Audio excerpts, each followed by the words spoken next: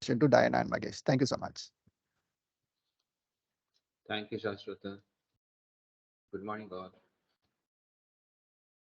So let us start our session. It's already 9:38 now, and we need to cover two topics, which one with machine learning Azure and one with Power BI. Hope so. You have all installed the Power BI in your desktop or whatever system you are using. So one more time, I will be pasting this Power BI link. So in meanwhile, we will be doing ML practical. You can put it Power BI for a download. It gets downloaded.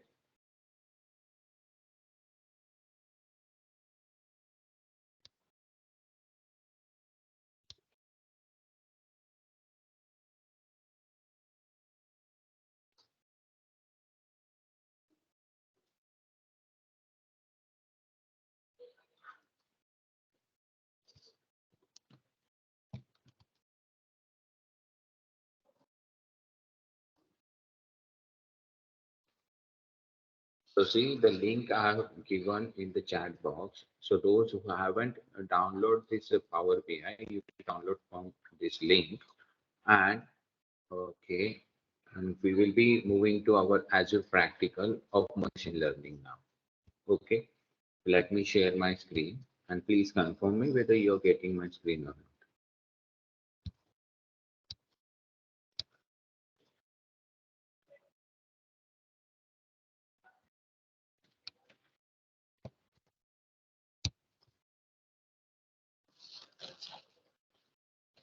Now let us log into your Azure portal first. Let us log into Azure portal and then switching to this ML.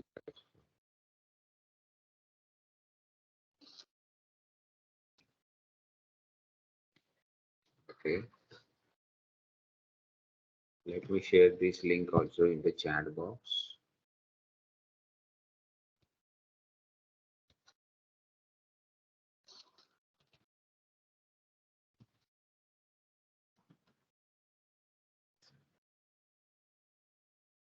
And yesterday, like Dinah has explained you how you can run your notebook, okay, under this machine learning studio. And today we will be learning about some more features of this machine learning studio. Like I have review about this automated ML and designer mode. Now let us learn how to use this designer mode. Okay. So hope so yesterday's workspace is still there with you all, that all of you. Are you getting your workspace in ML Studio? Yes. Faculty, please respond to me. Like whether you are getting your workspace, like I'm getting my workspace, which I have created yesterday, like the way you are getting the same thing.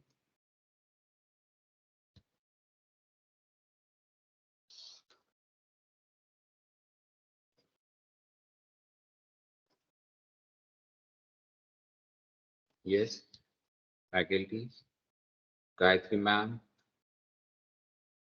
Sanjay sir,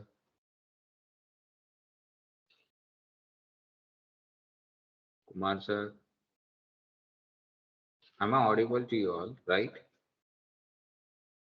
Yes, yes, Magesh, you are audible. Okay. No, I'm not getting any reply from faculty. I thought like, are you able to access this workspace in ML Azure? Okay. Please share the assessment details due to the network. Once again, so it's loaded. Okay, okay. So see, just go to this. I will be repeating more time. Go to this ml.azure.com, and after going to this ml.azure.com, you will be needed to sign into your account. Okay. So whatever subscription account you are having with you, you need to sign in to that account, and you will be redirected to this machine learning studio. And where you will be, if this workspace is not with you, the yesterday's workspace is not with you, you can do one thing. You can click on this create workspace button, and you can create your own workspace also. Give some name to your workspace. Subscription is by default already added.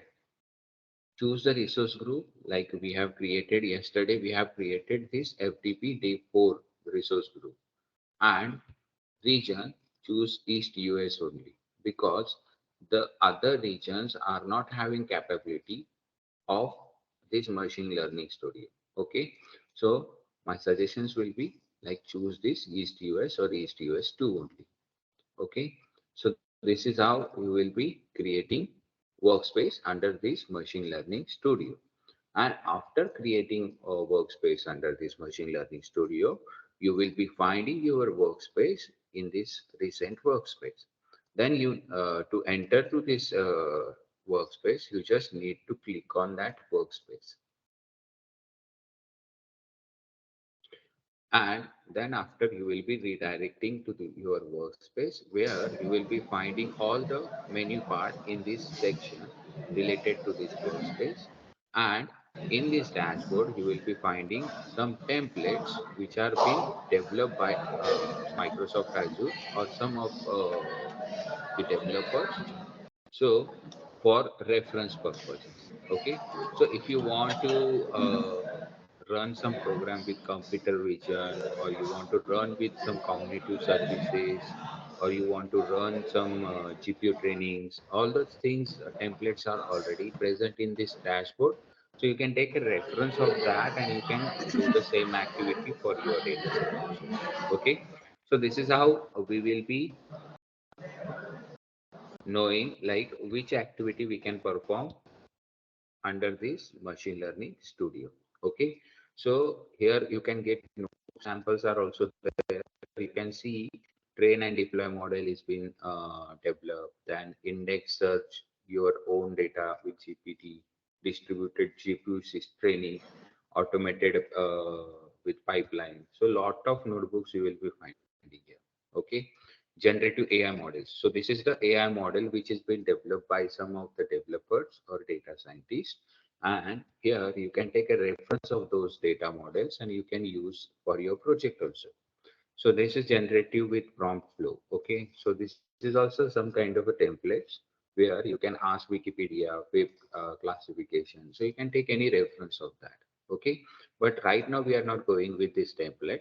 Yesterday we have gone with this notebook part, which ma'am has explained you, Dina ma'am has explained you what is this notebook and how it has been working with this Azure AI. Okay, now before moving to this notebook and designer, we all know to run this thing, we need an compute source. Okay, we need a compute instance. So for creating a compute instance, you need to go to the manage in the menu, search for manage word, and under this manage word, there is one compute word is there. So click on that compute, and here you will be finding you can create a compute with different type. So what are they? One is compute instance, second one is compute clusters, third one is Kubernetes clusters, and attached compute. Now you might be knowing this compute cluster, Kubernetes cluster, and attached computes. So those are the clustering of different computing services you will be using for your machine learning code.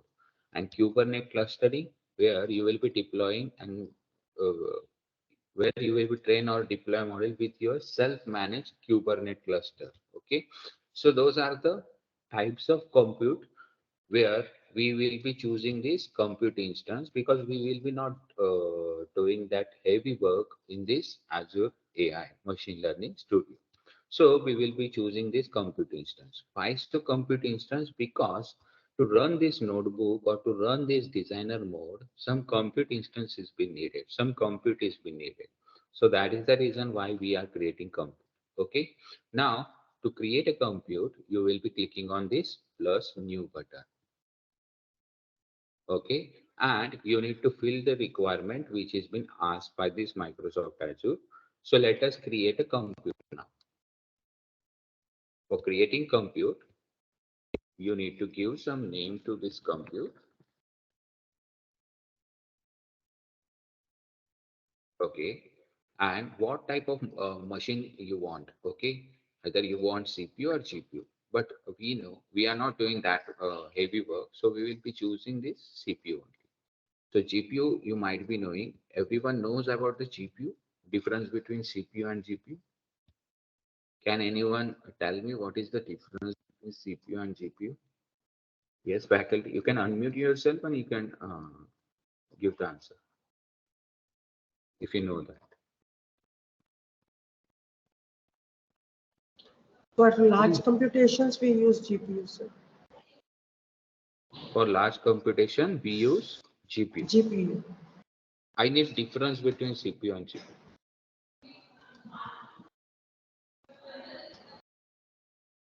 So graphics processing unit, sir, which will support for additional CPU Graphically, how so, sir? Like, I need exact. Those two things are just compute services only.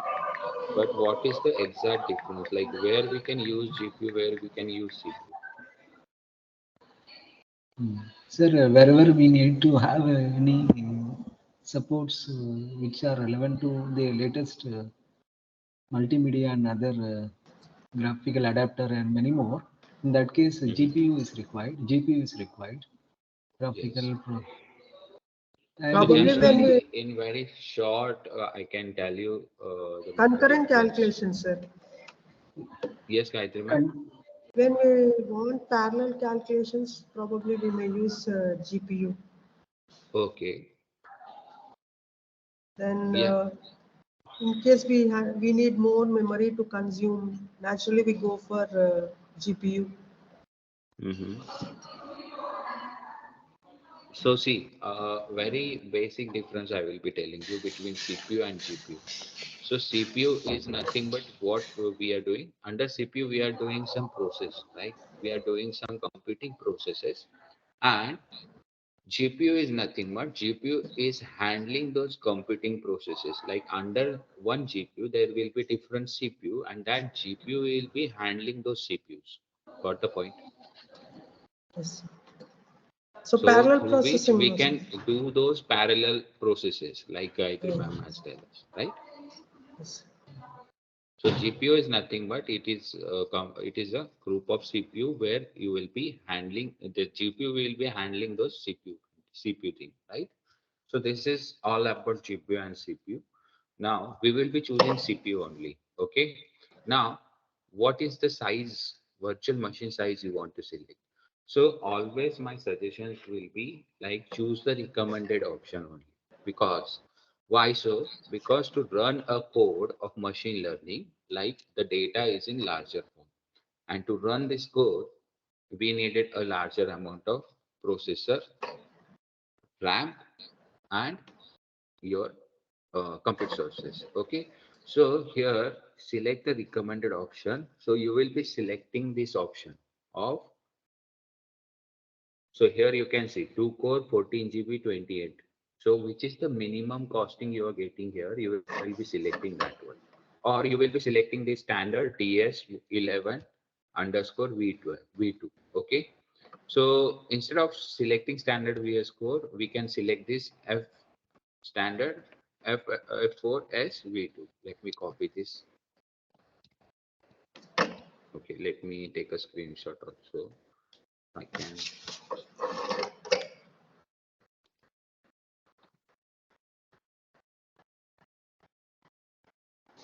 Excuse me, sir. Yes, sir. Sir, actually, I have attended 17th, but it's showing on LMS. I am absent for those days. So you have attended all the days, right? Yes, sir. I have attended all the days. Actually, my LMS was not working that time, so the Mm-hmm. attendance was given by the Google Sheet. Okay. But in LMS, I am showing as absent on 20th. Okay. Yes, sir. We will do one thing. We will talk with Shashwatan. Actually, this responsibility is with Shashwatan sir only. So he will be doing that for you. Okay. Okay, sir.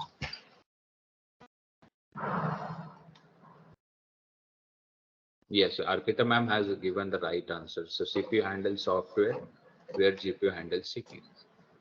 Yes. So choose the virtual machine. See, I have posted this virtual machine name or size name, which you need to select, and it around cost us around $0.17 per hour. Okay. So this is the compute source we will be taking, which is having 448 GB RAM and 32 GB storage. Okay. So let us click on this next button. So scheduling. What is this scheduling tell us? The scheduling is nothing but if you are not performing any operation on your computer for 60 minutes, okay, then automatically this compute will be getting shut down. Okay. So this is the cost reduction you can do with your compute मैं paper services, करवाने because हैं whatever take time this compute में services will be running, the बुला दे भाई charges will be getting applied खाने to खिला your रहा हूँ account. Okay. So this is how you can reduce the costing of the compute services by scheduling some shutdown time. Okay. You can reduce that also. The ideal time is 60 minutes. The security, how you will be needed to access your compute instance security, you will be monitoring here. So don't do anything here. Click on application. Suppose, what is this application? So whatever machine you have created, on that machine, you want any third party application to be installed. So what is this third party application? Like the way we will be installing VS Code, the way we will be installing some PyCharm notebook, or any other software you would like to install, you can install from here. Okay. Click on next. Tags I have already explained. So tags are the thing like where you will be storing metadata. Click on next. And in the review, you will be getting review of your demand services, which you have provided to your Microsoft Azure Studio. Sorry, Azure Machine Learning Studio. Click on create button. Okay. So here you can see one compute instance which is being getting created. And after creating this compute instance, the state should be in running state.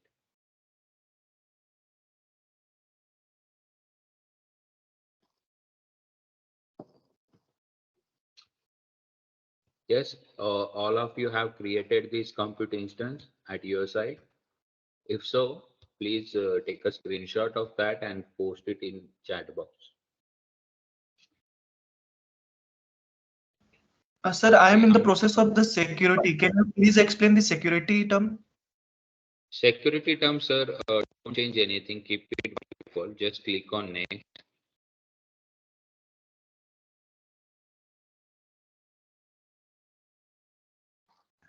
Next, sir, application term.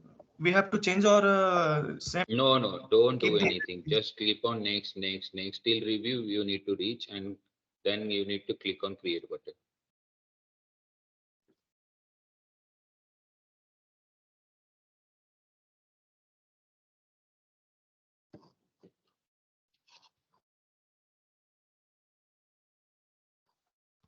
Yes, those who have completed for creation of computer sources, you can take a screenshot and post it in the chat box.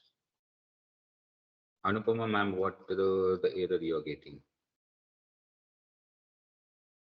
Oh, quota limit has been exceeded. Importance. Then you need to change the region, right, sir? Yes. Anupama ma'am, change the region like East US 2, any other region which supports this machine learning study. So, see, you will be choosing recommended region only. Okay.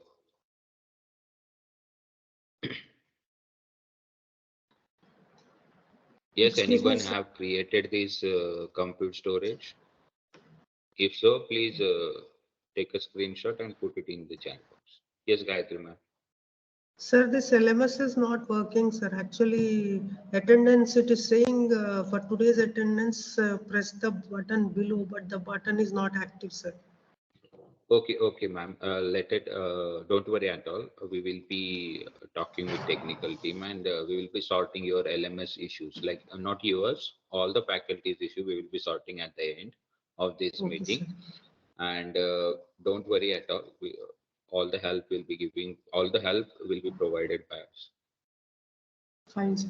Sir, I would like to share my screen, sir, from your end. I think you should enable, sir, because From what? Regarding what, ma'am? I would like to share my screen because in the workspace, I'm not getting that button, sir, which you have shown, create button. I'm Okay. getting a Let me different. make you presenter. Dinah, ma'am, can you make a presenter?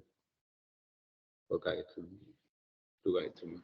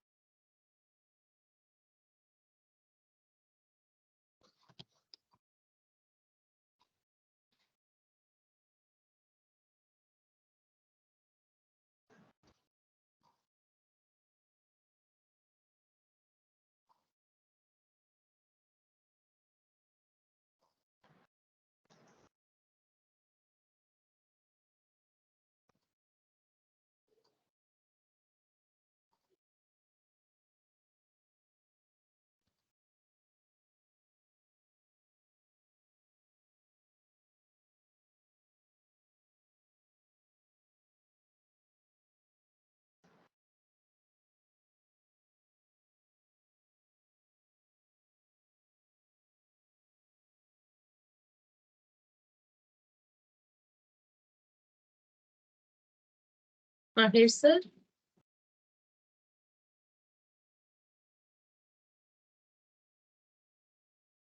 Someone muted me. Okay, now I'm audible. Dinah, Yes, ma'am, yes, can you yes, make yes. Gayatri, ma'am, as a presenter? She wants to share her screen. Yes, yes, I'll make it.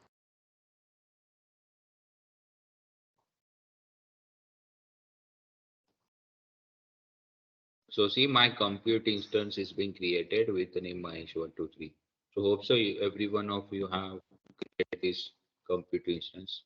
If so, please post a screenshot in the chat box. Okay, Deepak Kumar sir has completed. Sanjay sir, what is the issue you are getting? You do not have enough Same quota. like So quota, I Sanjay, think. but Sanjay sir, you can do one thing, na? Change the region. Check for the region where this machine learning studio is available. EastUS all have used this thing. So what Any is other happening thing? here? For some subscription, there is a availability quota for each data center.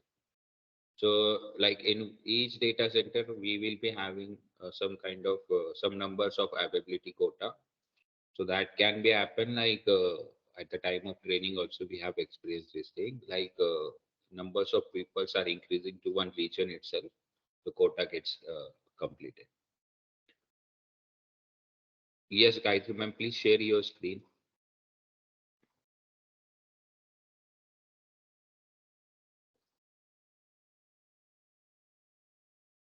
Gayatri ma'am, are you there on the call? Yeah. Yes, it's coming. Yes, sir, I'm trying to share, sir. Yes, Sir, it's here, it's being sir. shared now. Yeah. Sir, here I am getting this screen, sir, when I'm creating the workspace. I have done mlazure.com. It has redirected me to my Outlook sign. So cancel this, ma'am. Let us create a new one. Okay. Sir, I think it's due to that switch directory issue, right side. Whether That is the thing I will tell you. Sir, Okay, I'm go to taking the a new profile. window, sir. I'm going to the You new can window, sir. get to the new window and switch the Yeah. directory.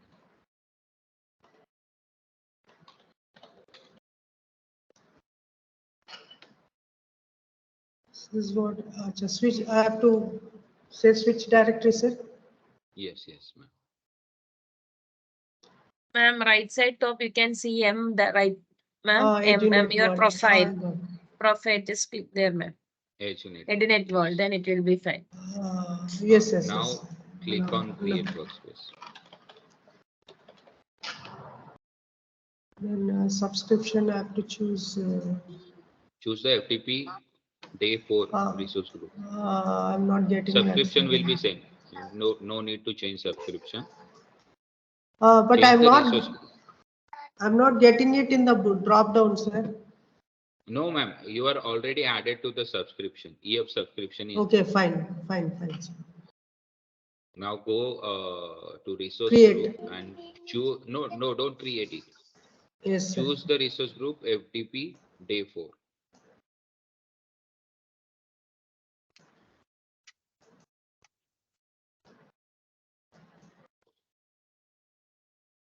Region, See, sir. yes. Now change the region which is recommended. East US, I think so. The quota is being completed. Choose Central Okay. India, Central US. European country, you can choose anyone. Central US. Central. Create. Click on create button.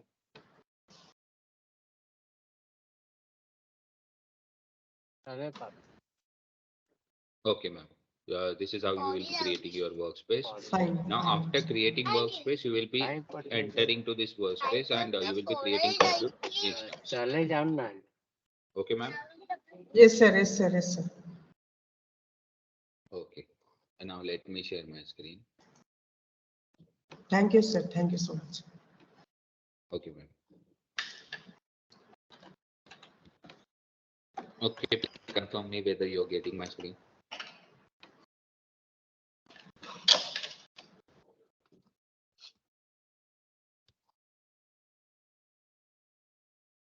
Are you getting my screen? Yes, whether, yes, sir. Yes. Okay. So now see here, we have created one compute instance and it is in running condition. Okay. Now we can perform as many operations as we are needed or we are having requirement in this machine learning studio. So you can use this notebook, you can use this automated ML, you can use this prompt flow also. Okay, it's just like giving some prompt and you are creating something. So click on designer mode, click on designer, click on designer.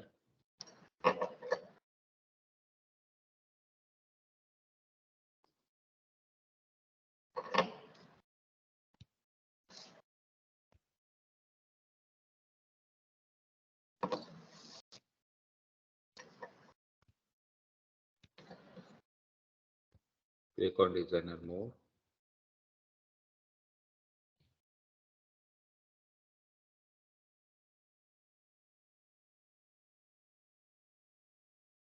It's loading actually.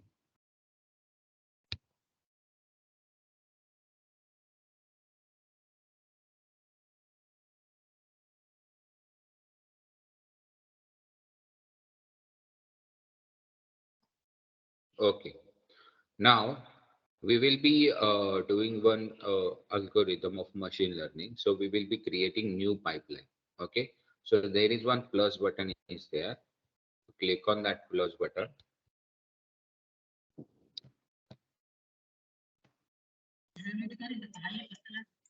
Click on this plus button.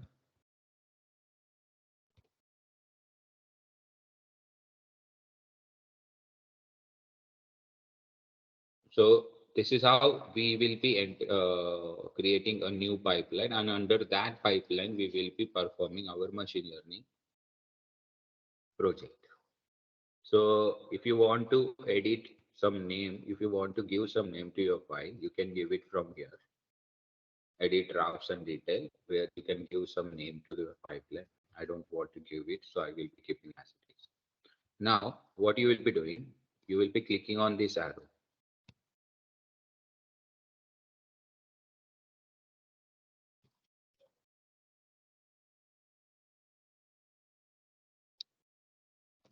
Click on this arrow.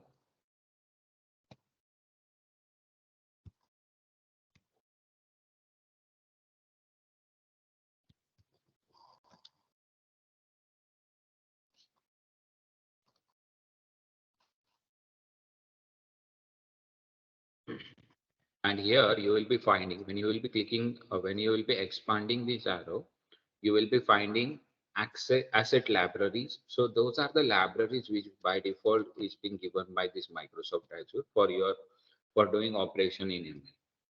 Search in graph validation, and refresh component upgrade. So you can upgrade those components also.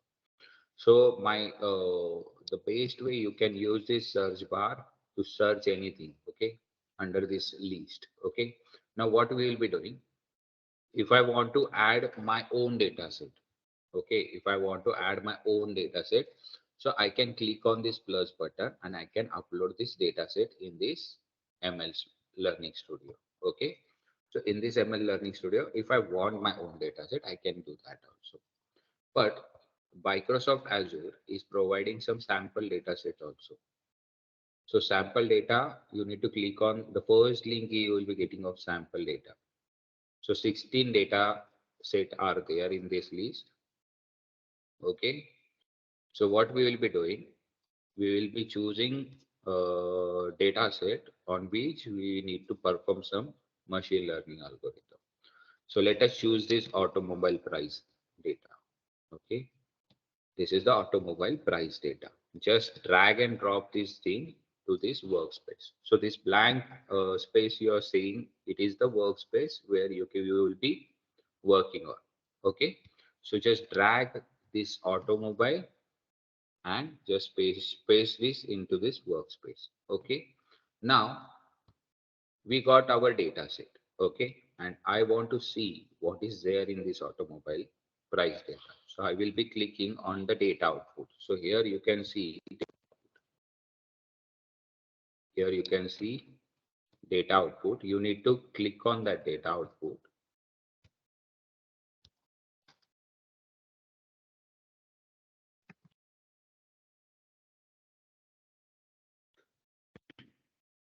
Okay. So click on this data output. Right click it. Right click on data output and just click on preview data. So from here, the data will be getting preview. What is there in this data set? It will be getting preview. So here you can see there are 205 rows and 26 columns. Okay. So now in this rows and columns, you can see those are the rows and columns. Let me make it big so you can see clearly. So here you can see symboling is there, normalized losses are there, make is there, make of car is there, fuel type is there, aspiration is there, numbers of doors are there, body style, drive wheels, engine, etc., etc., etc., and price. So as per my assumption, we from this feature we are predicting some amount of some price here, right?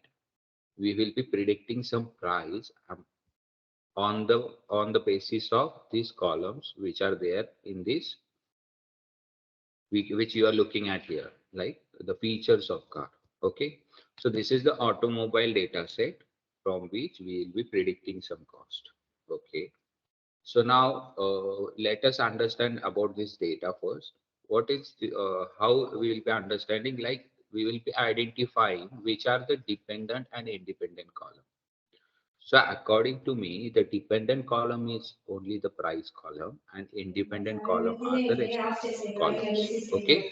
So those are the dependent and independent column. The second thing I will be looking after whether this data is in clean format or not.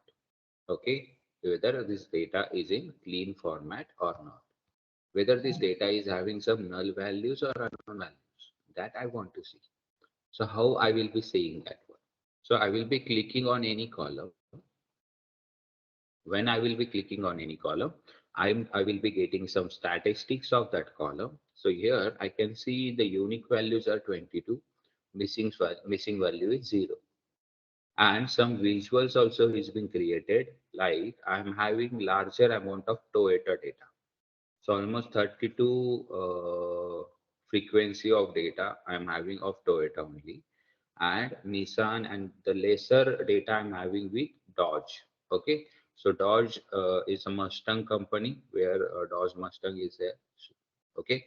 So this is the count of data, or this is the frequency of data I'm having in this make column. Let us click on this fuel type. So this is the fuel type, like I'm having cars which are more with the gas fuel and lesser with the diesel fuel. Okay. So let us see the statistics of this column. So the statistics of this column, the unique values are only two.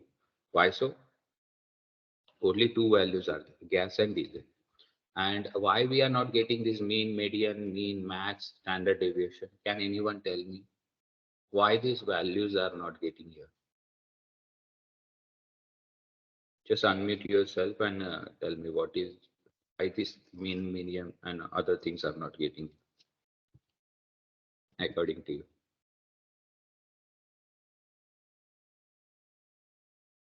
Fuel is common. No, ma'am. Any other faculty would like to add answer? Why does mean, median, mode we are not getting in this fuel column?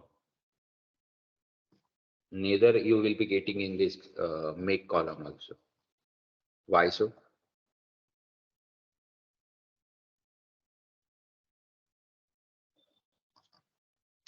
Absolutely right, ma'am. Rajeshwari ma'am, you are absolutely right. Because those value, those columns are containing string in that, right? To perform some statistical algorithm or statistical analysis, we need some numeric value. Okay, so when I will be clicking on this wheelbase, so I can see mean, median, minimum, maximum, standard deviation, unique value, and all the stuff. Okay, so this is how the difference between to do the statistical analysis, we will be performing operations on numerical value. Got the point? Not with this string value. Okay, so this is how you will be seeing, like, which is your data set is having some impurities, that you will be finding here. How to find it already I have explained to you. So I can see some NaN value. See here, I'm getting some NaN value in normalized losses. Okay, so how many missing values I'm having here?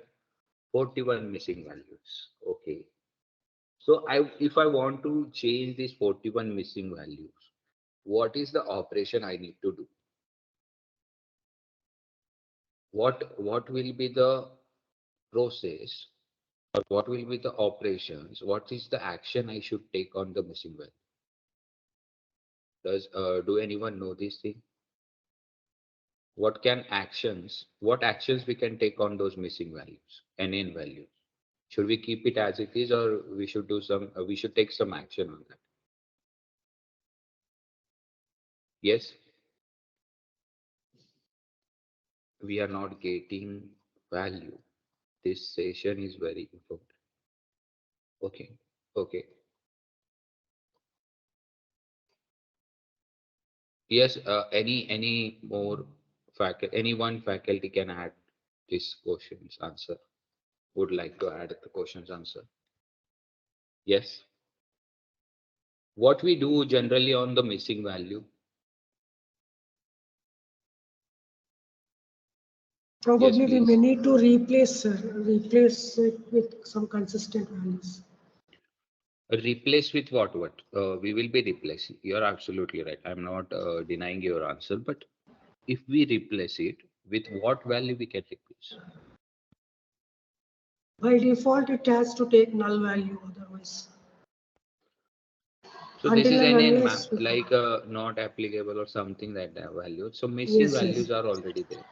So you can see the count of value, how many count of values I'm having here. So this is the numerical value, right? So 205 count is there. Under this 205 count, I am having unique value of 51. And 41 is missing. Like under this 200 205 minus 41. So those many values I'm having. So should we replace it with some something, or should we remove this one? What will be your suggestion? Replace by 0. Okay. Can we do one thing, like we can replace by mean with, if I replace it by mean, will that make any sense? If we replace null value with mean, will that make any sense to me? Mean, median, mode. AIML faculties might be knowing this thing. Yes or no? So let us now understand this thing. We are replacing either with mean. So my mean is what? 120. Or I can replace it with median, which is 150. Or I can replace with 0. If I put some zeros, so my values, which are like my rows, which are there in this data set, which are those are having missing values. Those rows count is of 41. So 41 zeros I will be getting over in my data set, and that will be creating some bias thing, right? Bias thing will be getting created. Like one column will be such in visuals, I will be getting one column with zeros. Yes or no? So it doesn't make an impact on my result. It make impact on my result. Okay. So better way, what we will be doing, we will be replacing with mean. Okay, mean either median. Okay. So let us do that thing and let us try this thing first. Replacing value with mean. So how to do this thing? Let me minimize this and let me close this. Okay. Open your, oh sure. Let me redo this. Open your cleaning, just search bar in this arrow and use word clean. Use word clean. And in the list, you will be seeing one model with the clean and missing data. Clean and missing data. Just drag and drop that clean and missing data under this automobile price. Search for clean word in the search bar, and then you will be getting suggestions from this Azure Studio. Okay, so use this clean and missing data and drag and drop this clean and missing data in this designer mode. Till here, everyone completed this. Everyone got this clean and missing data under list. Give me thumbs up.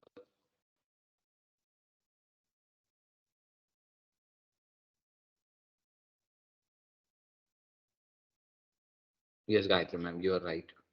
Those who got this clean and missing data, please give me a thumbs up. So this React is there, send reaction, in which you can give me a thumbs up. So I can know like whether you're getting or not. Thank you.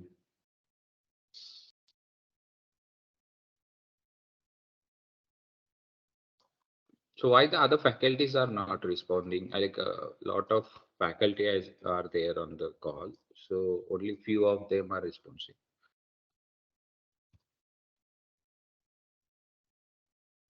Okay, now let us see clean and missing data. How to connect this data set with clean and missing data. So you are seeing here data output. Our data is in this place. Okay, this circle is circle you are seeing. In this circle, we are having this data set. Okay.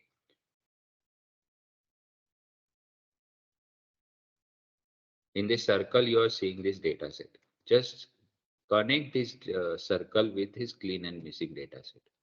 Just connect this circle with cleaning and missing data set. Just connect it. Okay, and here one parameter requirement is being shown here. Okay, so just double click on this clean and missing data. double click on clean and missing data, and one form will be shown here. Okay. So here the Azure is asking us like, okay, you have chosen this clean missing data. What the thing you want to clean? That we need to tell to this designer board. So I want to clean the null values. Okay, the missing values. Okay, fine.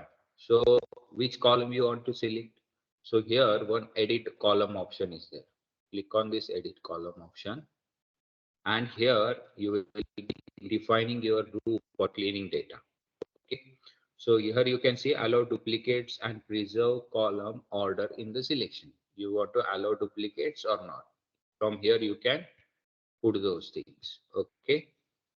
So I will be not allowing duplicate. I will be allowing duplicate. Why so? Because the feature can be changed. Like one car is having different features, so that that can be changed. That I will be seeing later on. So now, which column I need to include? Okay, which column I want to include? So that I will be defining here. Okay, that I'm defining here. So I have rectified like only one column of mine is having NN. Okay, only one column of mine is having NN volume. So I will be doing column names. Okay, I will be choosing column names and I will be entering the column name. Okay, so like this, I can enter different column names with the help of plus button. So what was my column name? Just click on this text box and you will be finding the name of list of the columns you are having in your data set. But when you will be getting this thing, when you will be connecting this automobile price to this clean data. Otherwise, you will be not getting this list. So I'm having NN values here itself. Okay. So let us click on save button. Okay. And here, what is the missing value ratio, minimum missing value ratio, maximum missing value ratio? So by default, it is 0.0 and 1.0. So it is the standard missing value ratio, which has been set by this machine learning studio. Now here I want to select what is the cleaning mode I need to use. So here you can see the option. I can clean with mean, replace with median, replace with mode, or remove entire row, or remove entire column.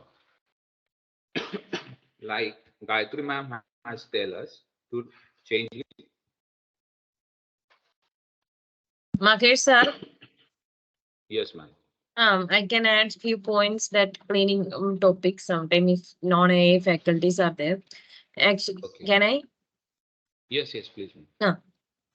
Actually, when we are dealing with any data set, the data set may not be cleaned data set. There may be inconsistency in data, or there may be missing data, as Mahesh sir have told. Actually, when we are dealing with the cleaning of data, there are actually different techniques. The first simple technique we are using is remove the entire column. Wherever we are, if we are considering a particular column, so suppose we have now here 41 rows having missing values, right, sir? 41 rows having missing values in that particular column.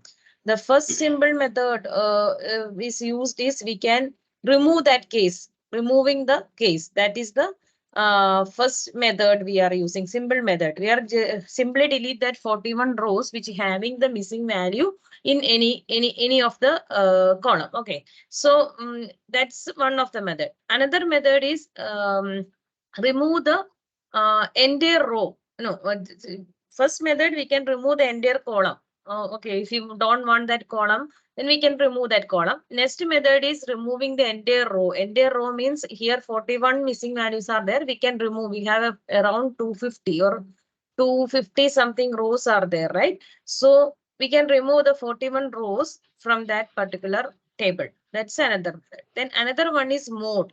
Because if here I think mode will also work because we have 51 unique values, right? So some of the values are repeated. So 51 values are repeated into 56 rows, and we can have mode here. Mode means the most frequent value used in that particular column. then that will also work here, because here 51 unique values only there. Some of the values are mostly repeated. That value can be used as that most frequent can value be replaced here. In the missing value, we can have mode or most frequent value in that column. Okay, that's another option.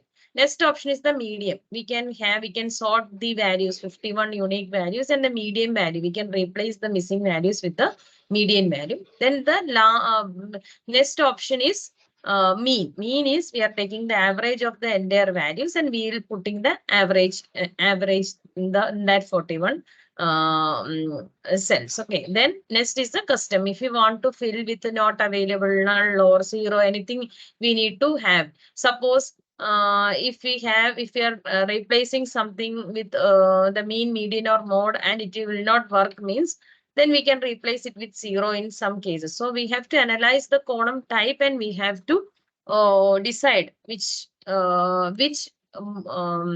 method should be used to clean the data set, or which replacement should be done for the better accuracy. So that is something called data engineering actually. So in industry and all, this data cleaning is done by the data engineers. Actually, they will analyze the data set and they will do that cleaning part accordingly.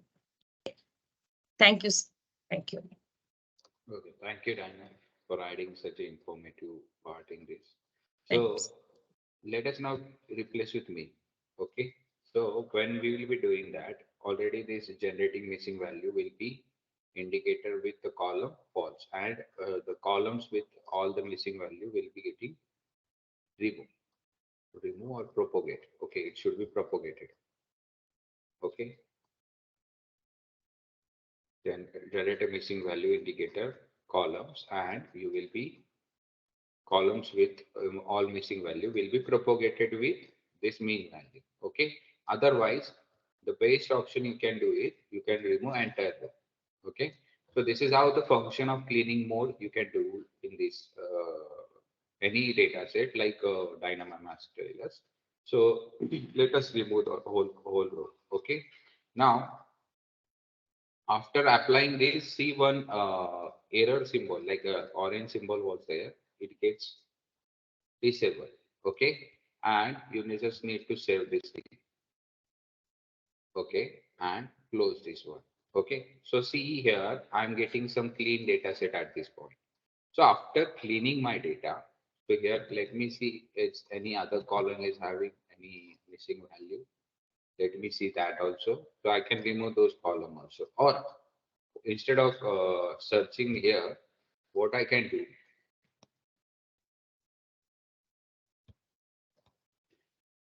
do, I can click on this, double click on this clean and missing value. And in this edit column, I will be performing to my all columns. Okay, all columns. Okay, when I choose this all columns, so the operation of cleaning will be added to this all columns. Okay, just do that click and close this one. Now here I'm getting my clean data. Okay. Now it will be not shown right now in this page because we are in development phase, right? So now let us find, after cleaning the data, what we need to do. We need to split data. Okay, we need to split this data into train and test. Okay, so just type a split word and you will be getting split data option here. Drag and drop the split data option and place here. Okay. So just drag and drop this option and connect this clean data to this split data. Okay, that's it. So after splitting this data, you will be finding result data and result data. So this will be your train and this will be your test. How I will be knowing which is train and which is test? Just double click on this split data, and here you will be saying the fraction of rows in the first output data set will be 0.5. So if you want to, now the fraction of data set is been done with 50%. Okay. But I need to be done with 80-20 pattern. Okay. So I will be selecting here with 80.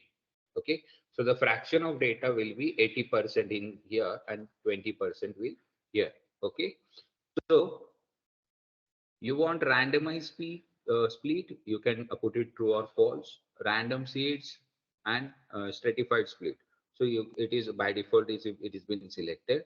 Now just save this thing and close this one. So this is how I have splitted data into 80-20 pattern. Now what is my next step? So till here everyone got it?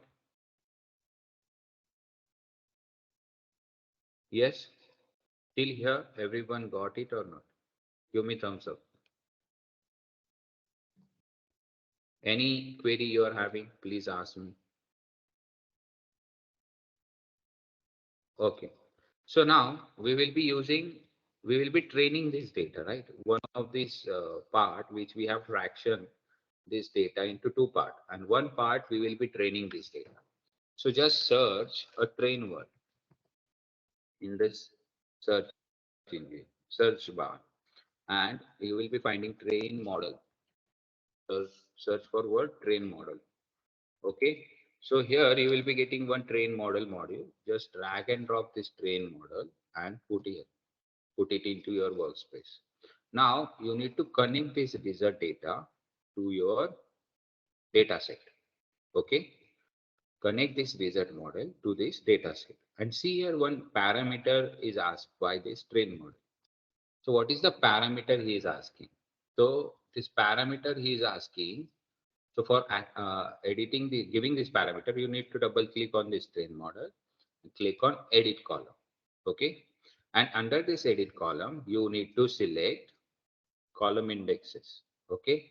Or you can put the column name also. And here you will be providing your output column. Okay. Like which is the dependent column in your data set. Okay. So the price is my output column. So I will be using this price only. Okay. So I'm telling this because I'm doing price prediction, right? So this is why I have choose the price model here. Okay. Now, how I will be training this data, with which algorithm I want to train. So let us use the linear regression. So Dynamo linear regression, you will be fine for this data, right? Or should we use decision tree? Because price is not particular, no? It is continuous. So you are asking whether we can use linear regression or not, right? Yes. So can you please show me the data set whether it is possible? So Mostly we are using linear regression or decision tree. So see the data. prediction of price, right? Prediction of price, right? Prediction of price. So it can then be we linear can go regression. for mostly, we can go for linear regression. Why so? Output. Because this data is in continuous form, Yes, continuous form. Yes. The price can change, may not be changed. So see here in price also I'm having. Yes. It's correct, Mahesh sir. Can go with linear regression. Yes. Okay. So this is how linear regression algorithm, but mainly we are using linear regression. Yes. So linear regression algorithm, why I am using this thing that Dynamo has already tell us, like it is a continuous form of data. And yesterday also Dynamo has explained this tree diagram where you will become to know like after categorizing your data into supervised, unsupervised, and semi-supervised, other in reinforcement, what type of action you need to take or what type of algorithm you need to take. Okay. So let us connect this with our train model. Okay. So this is how I have trained my data with this linear regression algorithm. And now I want to, after training this data, I will be checking the score. So just type the score word in the chat model. And here I will be using this score model. Okay. And this is how I will be using this score model. Now what I will be doing, I will be this train model is there. I will be connecting this train model with my train model. So here also you can see train model needs to be connected. And this is my test model that I will be predicting for predicting price. I will be connecting with this data set. So I will be making comparison between this train data and this untrained data. And from this, I will be predicting whether my trained data and my untrained data are similar or not. Okay, that thing I will be evaluating. Okay, So let us now use this evaluate model also, where we will be evaluating the result. So let me use this evaluate model also. So this is this is my evaluate model, and I will be using this core data set. Okay. So the final result of evaluation model I will be getting in this evaluation result. Okay.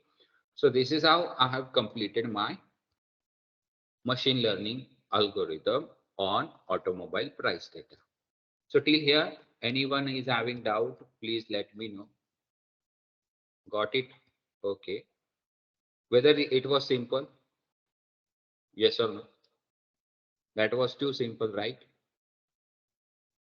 Those who are knowing this machine learning algorithm, for them it was very simple. Please share the parameter for train model.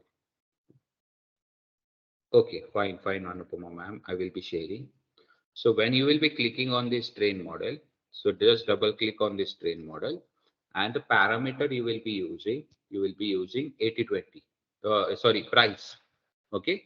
Why so price? Because we are predicting price now under this automobile data set. So that is the reason we are using price. Okay. Just write price and end it. Okay. Any more doubts? Repeat from split model. Okay, fine. Let me delete it all the things. Let us create from split data.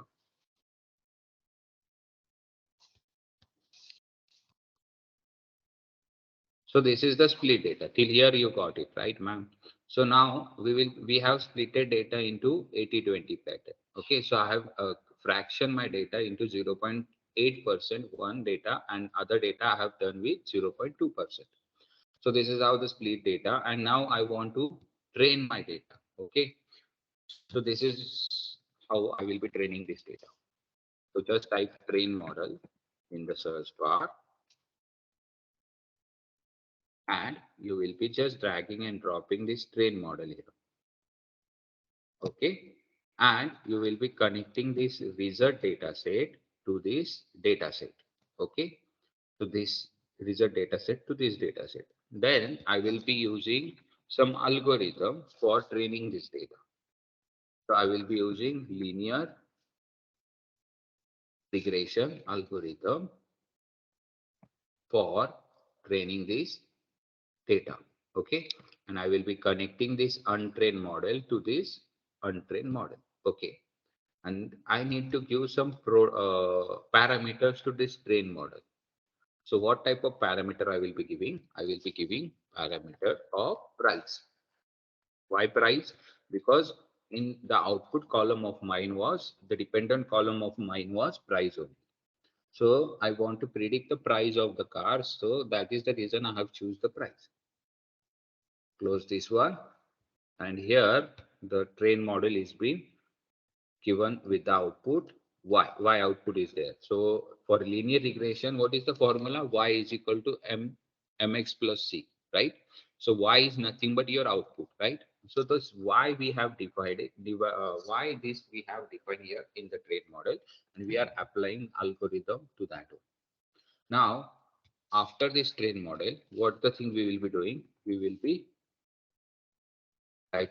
scoring this model. We will be scoring this model. So I use this score in the search bar, and I select the score model. And now this train data, I will be like comparison I need to make it within train and untrained data. So this score model I have used. Okay. And I will be connecting this train data with this, and I will be connecting this untrained data to the score model. And this is how I will be comparing these two models, and I will be finding the result. And now I need to evaluate this core model. If I want to evaluate, I can also evaluate model. So just type evaluate in the search bar and drag and drop into your working space and click to this score data set. Okay, that's it, ma'am. This is the functionality you need to do. Yes, got it. Okay. Now, how to run this code? How to run this code? For that, we need to click on configure and submit. Click on configure and submit. Now, for configuring and submit, you need to create a new project because we have created new project. So this is the reason. That is the reason I'm choosing create new project. Give some name to your experiment because I haven't saved this thing. So I need to give some name. So I'm giving some name to my project. Okay. So this thing if it's optional actually. You want to fill it or you don't want to fill it, you can put it's on you only. So click on review. Click on next. Don't click on review and submit. Click on next. So input and output, I don't need to be given. Runtime setting, yes. This is the very important step for running this code. Okay. Here you need to select your compute type. So what is my compute type at this point? My compute type is of compute instance. Okay. So this is the compute instance I have selected. And what is the name of my compute instance? The name of my compute instance was, which I have created at the time of, before this program was, I have created one compute with Mahesh123. So I need to choose that one. Okay. Default data store. So workspace block store. So we haven't uploaded any data set. So this is my default data store. Don't do anything here. Click on next and click on submit. So see, submitting job will get started and the pipeline is being created. Under this pipeline, your this code of machine learning will be getting placed up.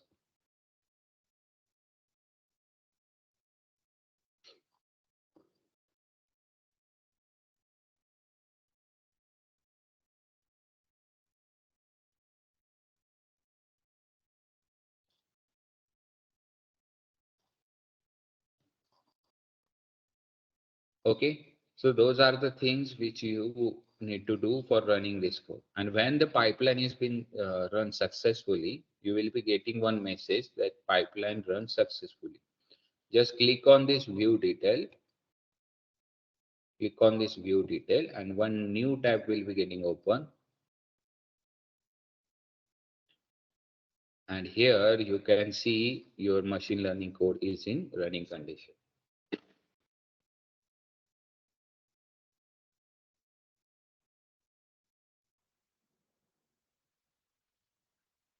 Now take a screenshot of this screen and show it to me. So see now it is the data is cleaning process is going on and simultaneously linear regression process is also going on. So when this process will be getting completed, you will be getting all green symbols or green color symbols from which you can come to know like this process is being completed. Or you can see the status of this file also, it is in running condition. Now take a screenshot of this and put it into a chat box so we can understand like you have performed the practical. Okay.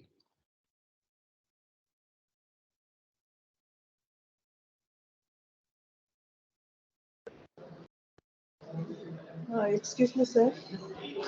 Yes, guys. Sir, just a simple doubt, sir. Actually, all this you are showing, it is a built-in software, no, sir, available. It is the application of Azure actually. So in which language they have developed this application, sir? So the development they have done with, I think they have done in Microsoft is done with PHP or something like that. PHP either React or something. I'm not I'm not knowing that actually, but most probably in that only React or something, Java or something that.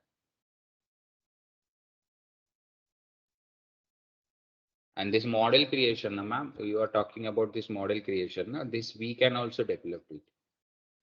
So automated ML is there where you can create models also.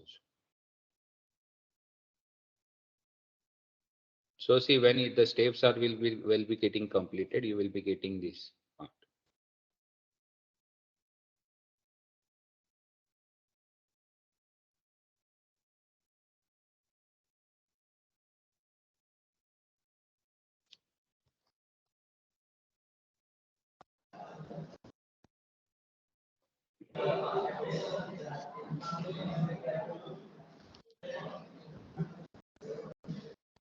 Take a screenshot and put it into the chat box so we can know like whether you have done or not.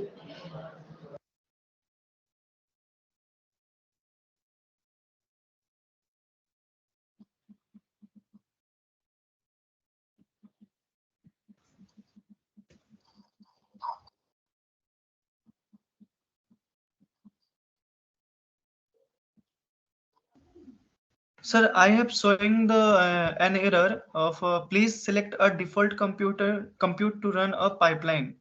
So how to fix it, sir?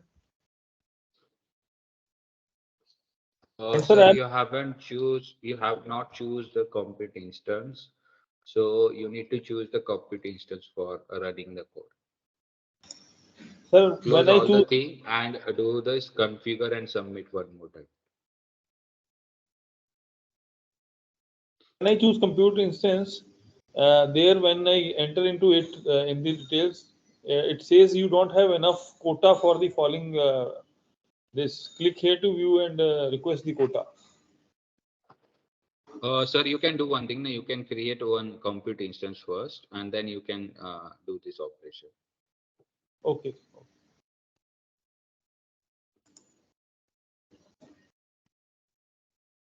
Okay, I think most of you have tried this practical. Okay.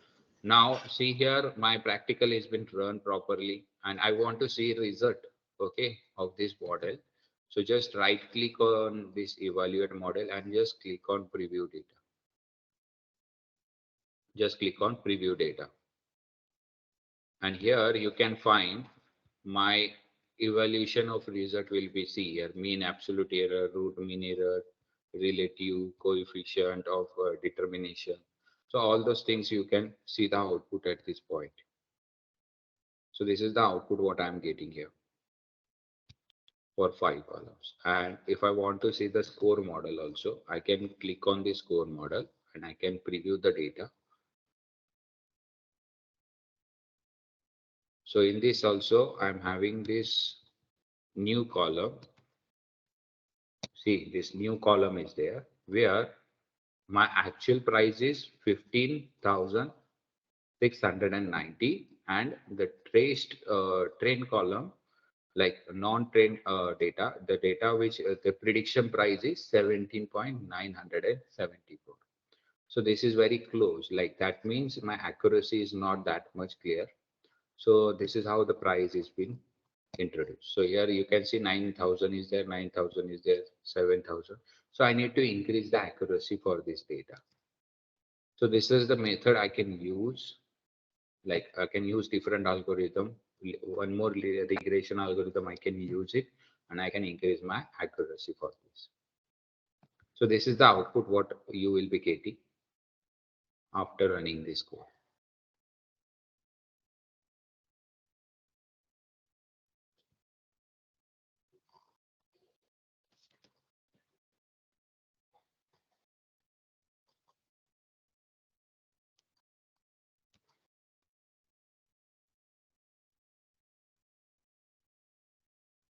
Any doubts related to this practical? Sir, Yes. after selecting the configuring and submitting the data, it will solve the same sheet, sir.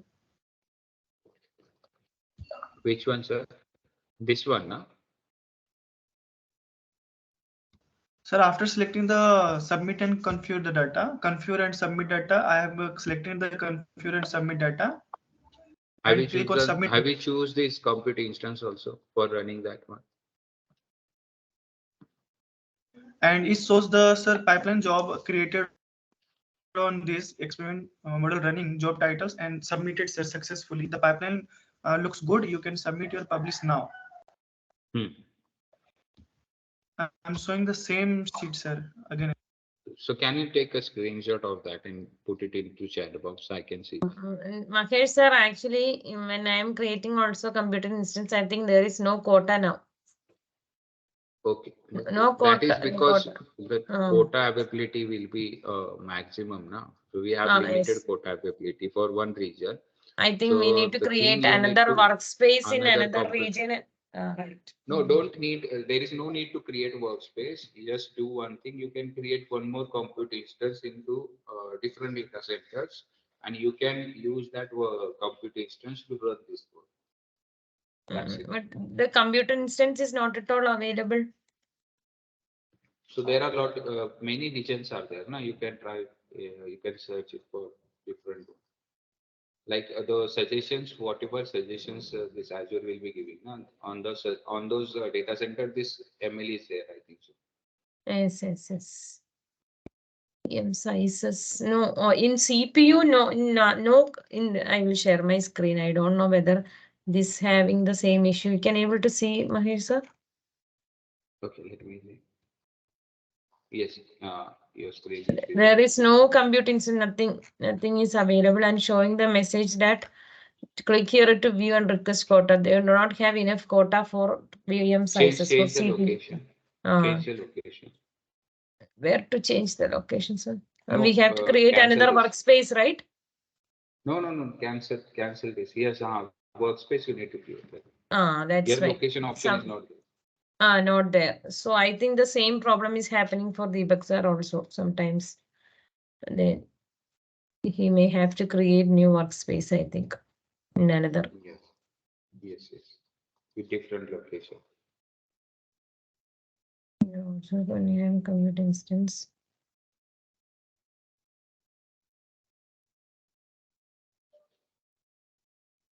No, in this region is also not. I don't know which region I have created.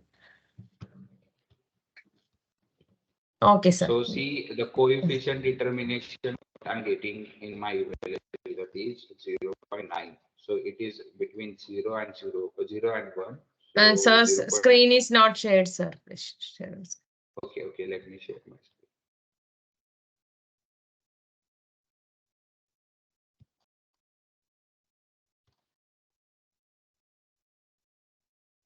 So see here, coefficient of determination, what I'm getting here, I will be choosing data from 0 and 1.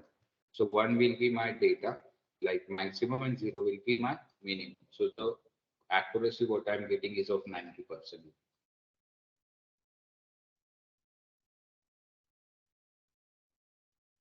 Like 90% of prediction is of mine is right. That is the result, what I'm getting here. It's a good result, sir. Yes, it is good result actually. So this is how I can build my model for this automobile price, and I can predict price according to the feature given by those customers, and I can predict the price, and we can tell them like this will be the price for buying this. Okay, so this is how we have performed the machine learning algorithm, and now we will be moving to our next topic of Power BI.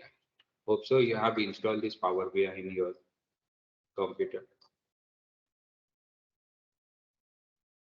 If not, please install this Power BI in your computer so that we will be treated for doing our next practice. Already installed, sir. Okay, then it's okay. So any doubt you are having related to this topic of machine learning? So you can also do research on this concept of machine learning. Like you can create your own model. You can train your data.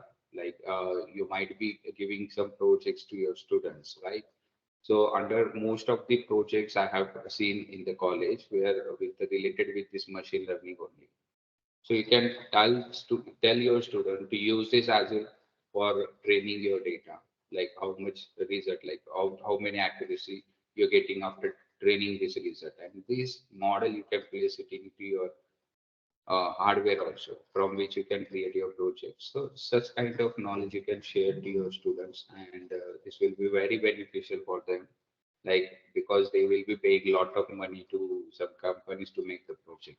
So instead of doing that, you can suggest them, you can teach them, and you can make them to create their project by their own.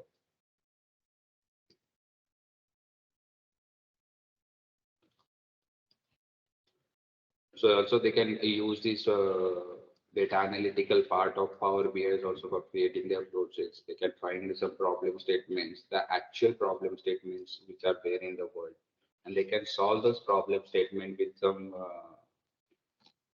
with this data analytical skill, and they can put their dashboard, research, anything, and this project is also will be very helpful for each of us. Like they can start their research work on that project itself from college itself.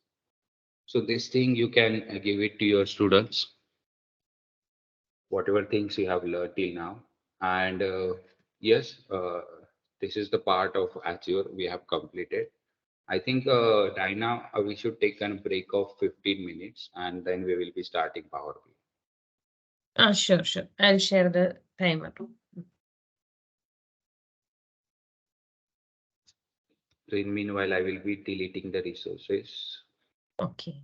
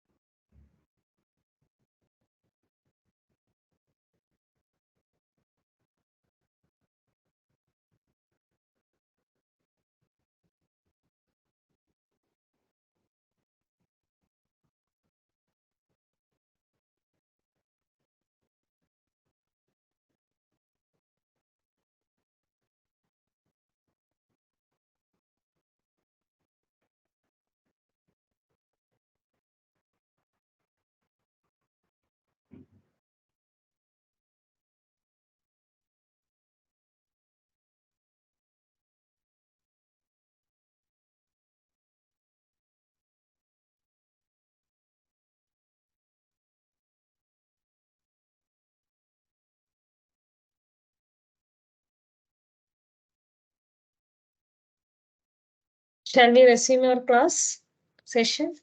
Hi. Teachers, are you ready?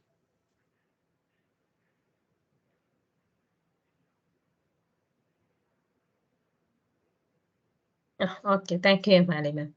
So let me share my screen. I hope all of you have installed Power BI desktop in your system. So I am sharing my screen.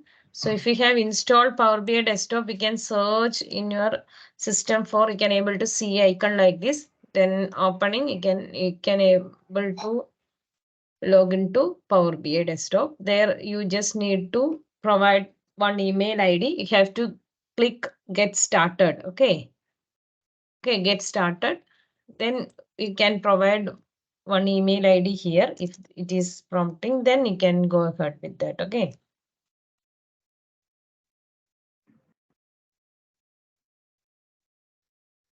Anyone have any idea what is Power BI actually? Anyone have any idea? What is Power BI? What is the tool Power BI? What's the use of Power BI?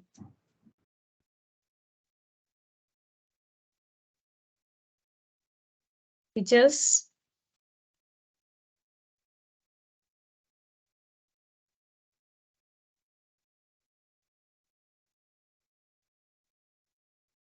Data analytics tool, which is mainly used for data cleaning and data visualization. If we have a data set with us, we can have the data cleaning and data visualization with Power BI. Okay, so I have provided a data set here. Are you able to download one Excel file called financial sample? I have attached in the chat.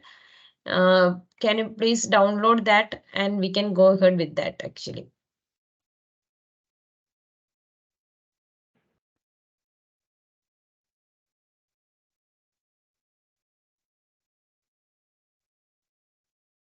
Fine. I hope you have downloaded the data set. So if you have downloaded the data set, you can load your data set using the get data in the Power BI desktop. Okay, I am providing the screenshot here. You can able to see get data like this here. Okay, so if you are clicking that get data, you can able to see multiple options. Power BI Excel workbook. Okay, if you want to read Excel workbook and load into this Power BI desktop, we can able to have it. Then Power BI data set, that's any default data set from Power BI. We can also use that. Then data flows, Dataverse, SQL Server, analytics services. Then text. If we have CSV file with us or text file with us, as also we can able to load to this Power BI. Then web. Lot of options are there actually. In more, we can able to see if we want to. We are working with Azure, right? If you want to read or load data from the Azure platform, that we'll be showcasing actually. Actually, if we have for suppose we have an Excel sheet or any CSV file stored in our Azure Blob Storage, we can go to we can click Azure Blob Storage and click connect. And we can have the account name or URL. That is the access key for that particular Blob Storage can be provided here, and we'll get that data set here in the Power BI. Okay, thus we can connect with the Azure with Power BI. Okay, so yesterday also from EY, All India is telling that they are using Power BI for visualization purposes, right? So now we are going to import data from Excel. So we can go with get data, or we can directly click the Excel workbook. Okay, so anything can be done actually. I'm going with get data. I'm clicking the Excel workbook and I am loading the data, that is financial samples.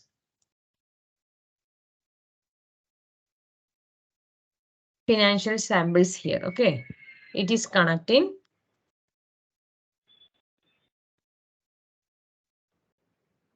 So it is loaded. Then you have to click the financials. This is our data set actually. It's having number of sheets. I think this is the active sheet. Okay, when we are clicking financials, you can able to see. Okay, you can able to. We have to enable it. Okay, then you can able to see like this. Our data set can be seen like this. Okay, fine. I'll put a screenshot here.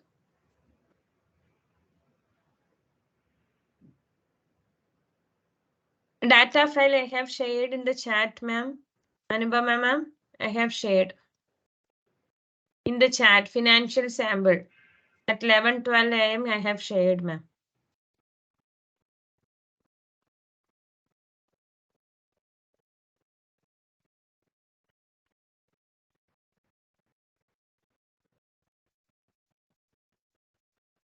Whether we got Anubhava ma'am from the chat? If you have any doubt, you can ask. Up to this part, any doubt you having?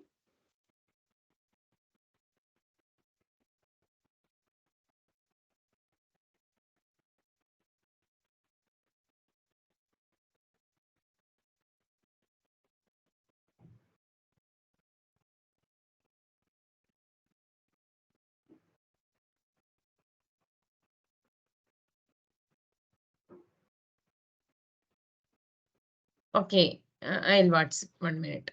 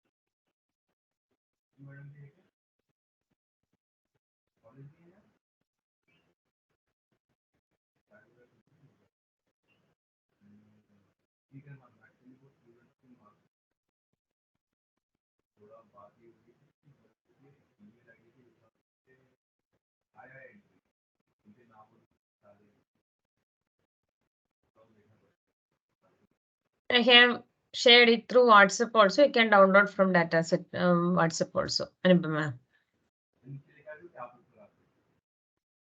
Yes, Gayatri ma'am, I will explain again. Okay, one more time I will explain. I have shared the dataset through WhatsApp also. So one more time I'll explain from the starting itself.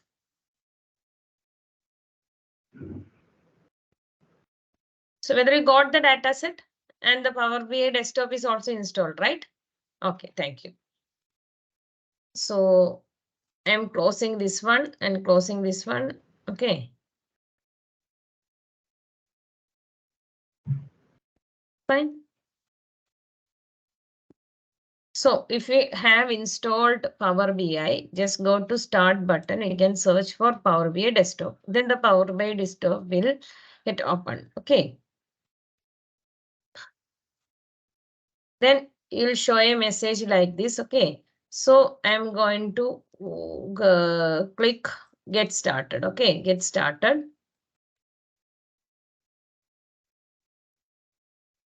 Sometimes we have to provide.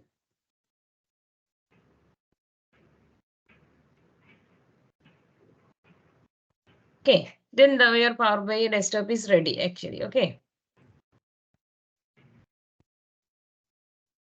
Fine. Okay. Then you have already downloaded an Excel file to work with Power BI. Okay. So directly we have an option here, Excel workbook, and also get data is here. Anything can be okay. Okay, if you are dealing, that is a source where to get the data set. Okay, so the data set can be from any sources like Excel workbook or Power BI data set or data flows, Dataverse, SQL Server. Lot of sources are there. The data set may be from multiple sources, right? And from cloud also we can have it from this one, Azure or Power Platform or any online services. Lot of services are the Microsoft Dynamics 365. Lot of options are there. So now our source is Excel workbook, right? So we can click the Excel workbook and we can access the downloaded file. Okay, downloaded file. Okay, like this. Okay.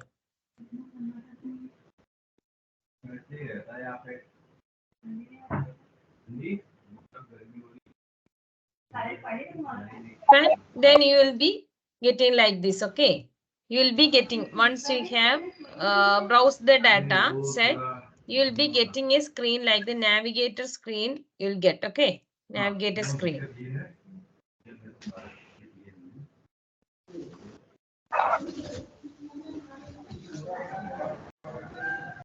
No need to restart. If the Power BI desktop is ready, it is fine. Okay, so you are getting a navigator screen. So our data set is in this financials actually. Okay, financials. So have to enable the financials like this. Okay, so this should be done. This is our data set actually. Then you can able to see a load data, transform data, and cancel actually. So this is very important. Actually, loading it means we are loading the data set into the Power BI. Okay, so Power BI, and we are directly going for the visualization. But if you want to deal with any missing data set or something, as we have explained in Mesh ML part, so if you want to deal with any missing data or something, we can have Power Query Editor option in this Power BI. Okay, so if you want to go for data cleaning, we have to click transform data option from here, not loading. We can first transform our data, clean our data set, and we can go move forward. So I am clicking the transform data. Then my data set will get opened in this one, this Power BI. Power Query Editor. Okay, this is the Power Query Editor, whether we can able to clean our data set and make it ready for analytics. Okay, every data set may not be clean. Okay.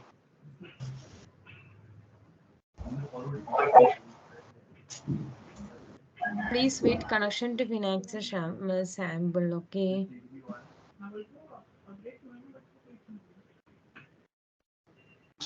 Okay, fine. I think it will be fine, ma'am. Whether you got that, ma'am? Whether connection is fine? Anubhava, ma'am?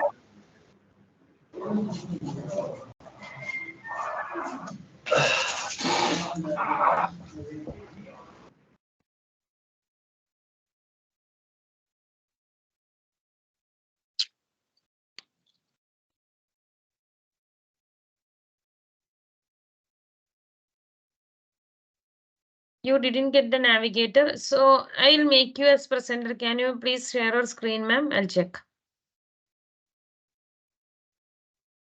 Still that connecting is going on?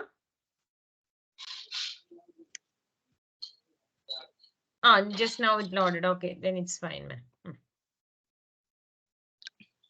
Okay, so here we can able to check the, actually this is our data set. If you want to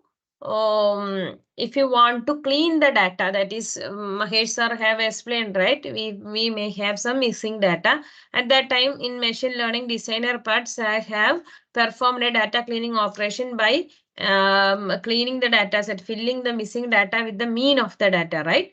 Or the deletion of particular row, any method can be opted, right?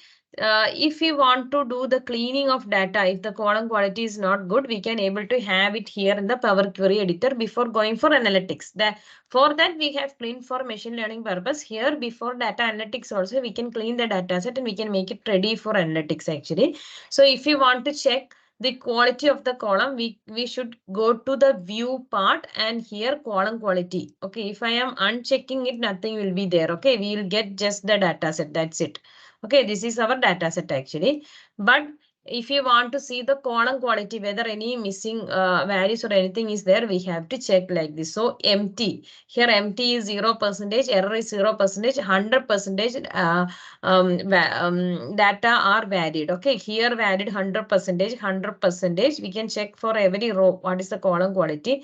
So everywhere the value is the column is valid 100%. There is no correction required. Okay, then you can go for column distribution. How column is distribution? 5 distinct and 0 unique. Here everywhere 5 distinct, or how much values, that is how the values in the column are distributed actually. Okay, Then column profile, if you want to see the column profile, that will also, if you are selecting a particular column, how many count is there, then every details about how many here, the most of the employees are from the government employees, details are here, okay.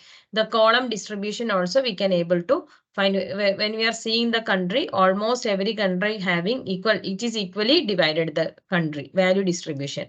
Then when you are talking about the product, the Passio product is the number of Passio product, that is 28% products are Passio product. Okay, in this one discount brand, so high having this high discount having more value, right? Then unit sold, so manufacturing price, okay, sales price, every the column distribution we can able to check here. Okay, so here the column are distributed correctly. Okay. No, sir. Actually, in Power BI, direct Power BI is not there in Azure, but we can have Srinivas sir. We can, as I have shown at the starting, we'll explaining you that thing from Azure Blob Storage. We can store the data set. Okay, and using the account key, we can connect the data set with Azure and Power BI. We can take the data. We don't want to load the data set explicitly or from externally. We can have the data set from the Azure and we can use it for analytics here. That connection can be done, sir. Srinivas, sir. You got the point. Okay. Fine. How to check the calling quality? Everyone are okay with it? Any doubts anyone have?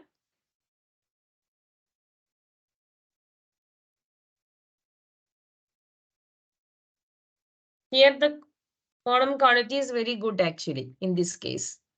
So we don't want to, if you want to have any replacement or anything, we have transform tab here. Here we can replace values. Okay, we can click a particular column and replace values. If anything is, if you want to replace something, value to be find. Okay, so for example, none. Okay, so for example, so I have selected this one, replace values. Here I am going to, none is there, right? None I am going to replace. I am going to replace it with no discount. No discount. Okay. So the none is replaced with no discount now. You can able to see the none is replaced with a no discount. Okay. If you have any null values, what you need to do here, there is no null values actually. If I am deleting something. So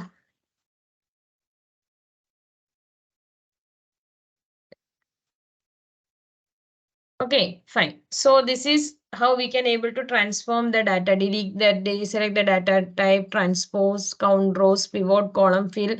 Lot of options are here in this transform tab also. If you want to add a new column, that is also possible. So this is about the Power Query editor in Power BI. Okay, fine. Any doubt anyone have? Now I have replaced the none with no discount here, that using the replace column option. Ma'am, could you please let us know how you chosen that Power Query editor, ma'am, from Power BI? Yes. I will showcase once more. I will close this one, not now. Okay. So here, when we are that is loading the data set from our system. Okay. So I am loading a Excel workbook, right? So we have to click Excel workbook. Okay. Then I am searching for the data set. Okay. Searching for the data set financial sample. Okay. Then opening here. Okay. Then we will be entered into a navigator. Okay. Navigator. Here we have to click the financial. Okay. So this is the part, ma'am, Gayatri ma'am. So when we are loading into this this particular part, we can able to see three tabs here. One is load, other one is transform, and the other one is cancel. Okay. Loading means loading directly to the Power BI desktop for analytics. But if you want to do some transformations using Power Query Editor, we have to click transform data. Got it, ma'am? Okay, okay, ma'am. Click transform data directly. It will be navigated to Power Query Editor and open it in Power Query Editor, and we can do any transformation here, and later we can close and apply and load for analytics. I hope you got the point, right, ma'am? Yes, ma'am. Thank you so much. Okay.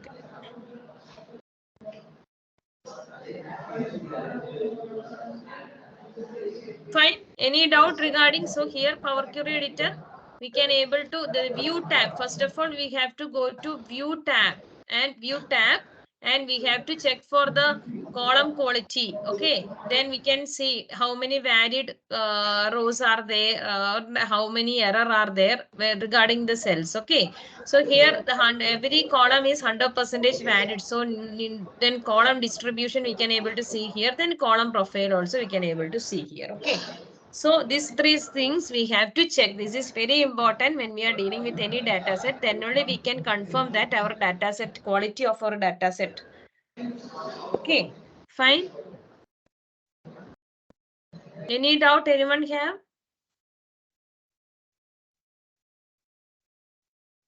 Okay, thank you, Sanjay sir. Others? When do we do Suyam ma'am, actually when we are using load, actually if we know that our data set is clean, we don't want to transform anything or we don't want to do any cleaning purpose on the data set, we are directly uploading a very clean data set for visualization, then we can directly click load and we can start the visualization. I hope ma'am got the point. Suyam ma'am.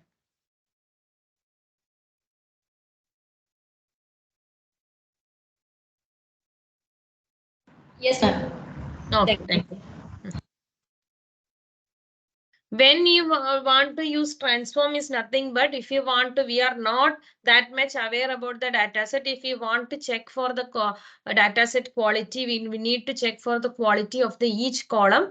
Then if you are feeling that we need to replace some null values or something with the mean median or something, or replace some values with something. So in that case, we can have this transformation. We can open our data set in Power Query Editor and we can edit our data set, clean the data set, make it ready for analytics. Fine. What to choose in Get Data? That is Excel workbooks, sir. In Get Data, okay, Get Data, you have to choose Excel based on our data set, type of the data set. If we are accessing is from Azure, we have to go to that. We will showcase. Okay, once you are aware with Power BI, we'll showcase how to access the data set from our blob storage in Microsoft Azure. Here directly Azure option is there. So click Azure. Then we are taking the data set from Azure blob storage. Click Azure blob storage and we can provide an access key here. Okay, access key here. Okay, if you are going in 1 minute, I don't know whether my resource is there in Azure. Mahesh sir, have you deleted my resource from Azure? Yesterday's resource it might have deleted, right, sir?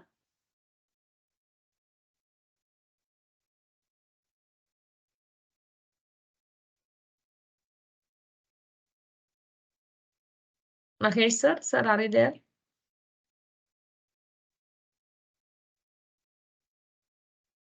Okay, fine.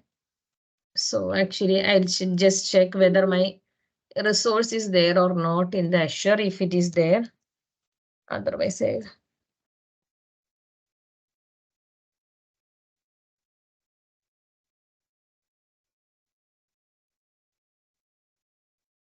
everything have get deleted actually. So actually, if I'll showcase it later after this explanation of this, and just we have to provide the account key here. That's it. Very simple. Then we can connect with the Azure blob storage. Okay.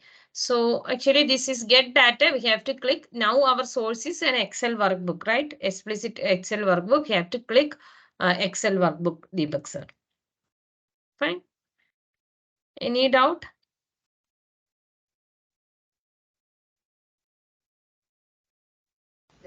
Ma'am, actually, I am clicking the Excel workbook, but I did not get the sheet like looks like your screen, like a bar graph or pie charts looks like up of the table.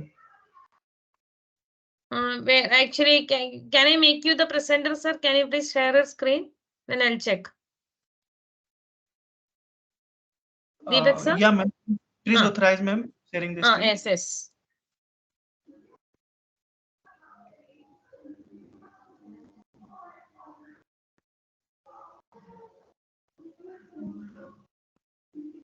You can present now, sir. Okay, I'll ma'am. stop sharing my screen.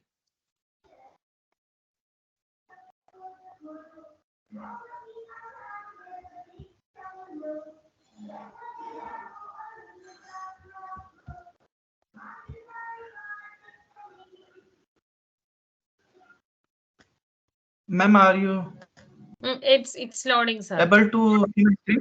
Yes, yes, yes. I can't able to see the Power BI screen. Okay, sir. Yeah, ma'am. So this is the query editor, sir. No. Oh, no, no, no, no. What's the thing means you have selected the dataset part, sir. Left side. Can you please go left side? You have selected the pane is different. Actually, the dataset pane you have selected. Left side we can able to see have selected. Go up. Click there. Report view, sir. Click the report view. So in the left side, see, sir. Left in the side, left sir. side, three things are there: report view, data view, and model view. Model view. Yes. Okay, No, so we have to click report And the view. top one, report view. Okay. We can able to see, right, sir?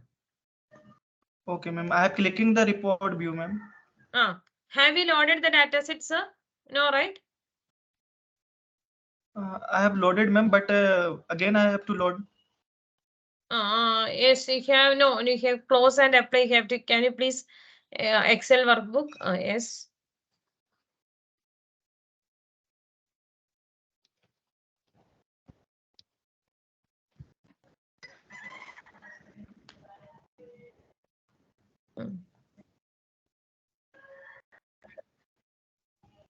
Okay, then click on load.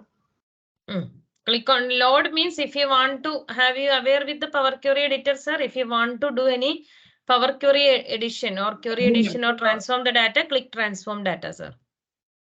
Okay, ma'am. I have familiar with the Power Query, so I am clicking the load. Load. Fine. Then you can load the data. Okay. Fine, sir. That's it.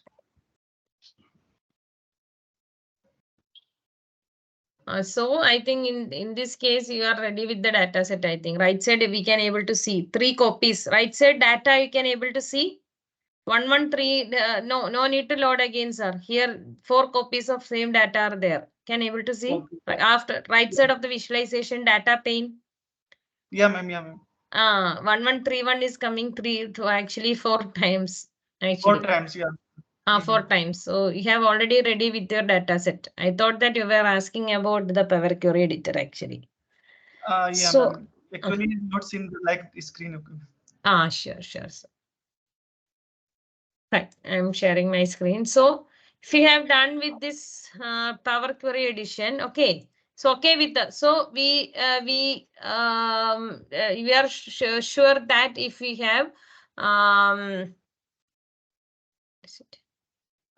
if we are okay with our data set and the data set is clean and ready for analytics, what we can able to do is you can just click close and apply at the left hand side. Okay, close and apply, and we can load our data set for analytics. Okay.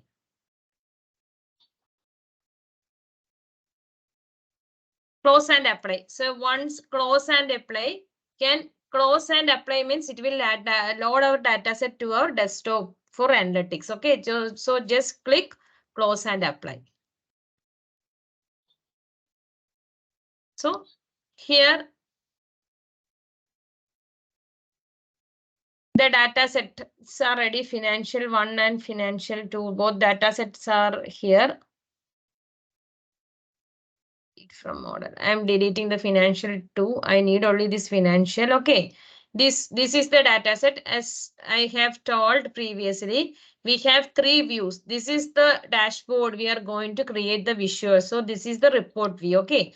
If you want to see the data set here, which details or values in the data set here, we have the table view here. We can see the table view here. You can see the data set here. And if you want to see the data set, this model we use nothing but if you want to model anything, if you have the connection within the data and if you want to model data model, if you want to create, then we can have the model view here also. Okay. So this is the report view. Okay. Here we can able to create the visualization, dashboards and something like that. For example, if this is the data set, you can able to see the data set here. Okay. These are the different visualizations we can able to have in the Power BI. Okay, so this is the different columns in the data. So if you want to have the country wise sales or something, okay, country wise, so I am providing the sales here. And if we need, I need to get the country wise sales, I can have the visualization like this. Okay, this is actually happening in this one. This Power BI is very easy to have, very nice visualization. And if you want to edit any visualization, if you want to change the this one x-axis, that is x-axis name, where is x-axis name actually? So title, okay, title.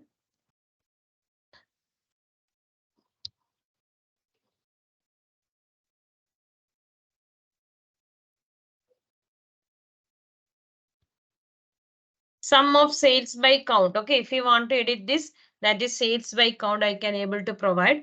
If you want to change the text color or something to another color, that is also possible. Okay, so any addition is possible here actually. Okay, so this is how, if you want to change into a pie chart, that is also possible. Same thing can be changed into pie chart. Okay, this is about the visualization in Power BI actually. If you want to have filters, that will have, so we can able to have a dashboard like this in Power BI using our data set. Okay, so Mahesh sir, are you ready to take over the session or? Yes, yes, I will be Ah, ready. okay. So, Okay, fine. Let me.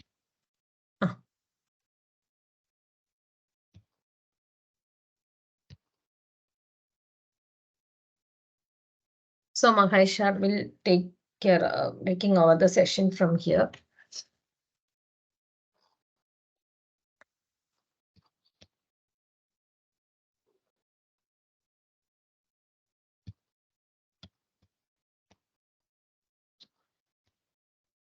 Okay. Please confirm me whether you're getting my screen or not. Yes, sir. Yes, sir. Okay, fine. So this is the financial data, right? Even me also doing upload of this data. Let me upload this data from Navigator, or let me start from scratch itself. So for getting data upload, what I will be doing, go to data, get data, choose Excel workbook, and this is the financial sample which you all people are having with you, right? So after clicking on that, I will be redirected to this Navigator tab. So what is this Navigator tab actually? Where you can preview your data which is there in the sheets. Okay, so this single sheet of Excel sheet is considered as one table.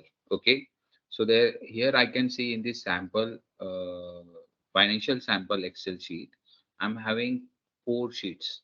Okay, so first of all, the thing we need to do in this Power BI, like we need to preview our data first. And after previewing this data, you can see, you can choose that data only which is from which you can get insights. Okay, from which you can do the analysis. Okay, so at this point, to see that data, I will be clicking on any one of the sheet. So what I'm seeing here, There is one segment, country, products, discount band. So some kind of data is there related to this financial samples. Okay. So the segment is what I'm getting here, country and products. Okay. So on products, some data is being shown with some times also, date and time also. Okay, fine. So this is the data which is very important from which I can do the analysis. Let me see the second data also. Again, I'm saying the same thing. Okay, I'm saying the same thing which is there in this financial sheet also and in this sheet 2 also. So whether this data I need to select it or not? No, I don't. I will not select it because I'm already having in this financial sheet. So let me select this financial sheet. Now let us look at this sheet 2. Okay, where I'm having some data. Okay, but I'm having lot of null values between those columns. See, these null values are shown. So there are lot of null values are there, and I'm having lesser number of actual data like sum of profit, enterprise, government. So instead of choosing this thing, I will be not choosing this folder or this sheet. Why? Because here I can't find like this from this data. I can analyze something. Okay. So this is the actually what I think so. It has been calculated values from this Excel sheet. Like here I can see in 2013 the total sales sum of sales was this one. In 2014 total sum of sale was this one. So this is the calculated value which I can also calculate from this financial sheet. Okay, let me see this sheet 3. No value is there. So at this point, I will be choosing only this financial column. Why so? Because from this column only, I can find some insights and I can create some visuals to make decisions. Okay, so let us choose this one. For choosing, like I want to first see whether any column is having null values, some headings are missing, or some duplicate values are there. So I want to find that thing first. So for that, I will be moving to this Power Query Editor. Okay. So now let me explain you about Power BI. So this Power BI is being categorized into three parts. Okay. Which are the three parts? One is Power Query, second one is Power Pivot, and third one is Power View. Okay. So this Power Query, Power Pivot, and Power View. So what are the functionality is been done under these three categories? Okay. So this Power BI is being categorized into three sections. So this is the one of the section which is called as Power Query Editor. So what the operations we do in this Power Query operator, we do data manipulation operations. Like we will be doing edits on our data. Okay, like the cleaning process, we can do it on this Power Query Editor, and we can add, we can change, we can replace null values, we can remove duplicates, we can use some aggregation functions and all the stuffs, like lot of things we can do in this Power Query related to the data. So the processes comes under this data manipulation. All the processes is being performed under this Power Query only. Okay, so this is the introduction of Power Query Editor. And after doing this Power Query Editor, we will be moving to this Power Pivot and Power View. Okay, so just remember the Power BI is being categorized into three parts: Power Query Editor, Power Pivot, and Power View. Okay, now the thing we will be doing, let me introduce the dashboard of Power Query Editor. So this is the Power Query interface you will be getting at the first time, where you will be finding some menu tabs are there. See, your Home tab is there, Transform tab is there, Add column is there, View is there, Tools are there, and Help is there. So you will be using those menus for doing some operations on your data. Okay. Then there is one section which is being shown here, which is called as query section. So whatever tables you have in your data set, those tables will be shown at this position. So now the thing we are doing here, we are doing a cleaning process on only one table, which is called as financial table. What if in the company, or what if I'm having such a scenario, like I want to extract data from different resources, like I'm extracting one Excel sheet, and again I'm extracting some table from my SQL database. At that time, I can also do that thing also, and I will be extracting those database from SQL. I will be taking some table from SQL. I will be taking some table from Excel, and I will be combining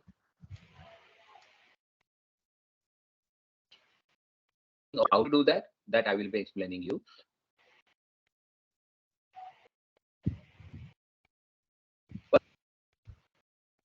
Corner, you will be getting query settings. What is this query setting all about? So here you will be seeing the which table it is being showing right now. So this is the financial table, and what are the properties of that you will be getting here. Okay. Any description you can write it down, like this is the table. This is the table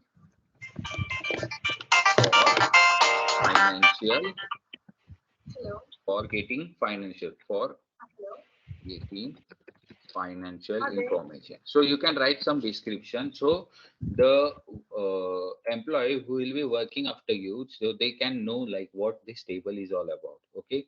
So such a way we can put some information or metadata for each and every table. Then what about these applied steps? So these applied steps are the nothing. Those are the nothing, but those are the steps which has been applied on this data. Now, if you remember, I have exported data in Excel sheet, right? And that Excel data, I'm not having any data type. Okay. So any data type is not there in this Excel sheet. Only then one table was there, and under this table, some heading is there, and under that heading, some data is there. Such a simpler form of data I'm having in this Excel sheet. When I import this data into the Power BI, so that data is being converted, and that data is being converted into one tabular form where your data is containing some data type to it. Data will be containing some headings to it, and all the analysis will be automatically done by this Power BI tool. Okay. So here you can see when you download this data, or when you get import this data to the Power BI, you will be the first step Power BI perform was navigation. Okay. And the second step Power BI has performed automatically, which is change type. Okay. So what is this change type? So Power BI has changed, or have Power BI has checked all the columns data type. Okay. So here you can see ABC is there. ABC, ABC, ABC, 1.2, 1, 2, 3. So those are nothing but those are the data type which is been identified by this Power BI. So if there is one case, like if you don't want this data type, okay, so by mistake Power BI has identified the wrong data type. So how you will be changing this data type? Just click on this symbol and you can change from here. Okay. Now the first procedure of cleaning a data is what? Like when you will be cleaning a data, you need to check each data type of column. Okay. So let us see whether this data type which has been recognized by Power BI, are they right or wrong? So let me see a data type for segment. Yes, it is right. Country. Yes, it is right. Product. Right. Discount band. Right. So unit soul. So see the unit soul in this data is in point, right? In decimal, the data is there. So that is the reason why this Power BI has detected float as a data type. Okay, this is the decimal number. Okay, then manufacturing price. So here it is the whole number, it is there in the data. So this is why the Power BI has detected a data type as a number. Sell price as a number. Gross sales, again the decimal points, some data is in decimal, that is the reason why it is been taken in float. Then discount, okay, float, sales float, costs float, profit is in float, date. Here you can see a date is been represented with the date data type. Okay, so month number, month name, and year. Okay, fine. So according to me, all the data types are being recognized where properly. Now I want to see whether all the headings of the columns are been done properly or not. Okay.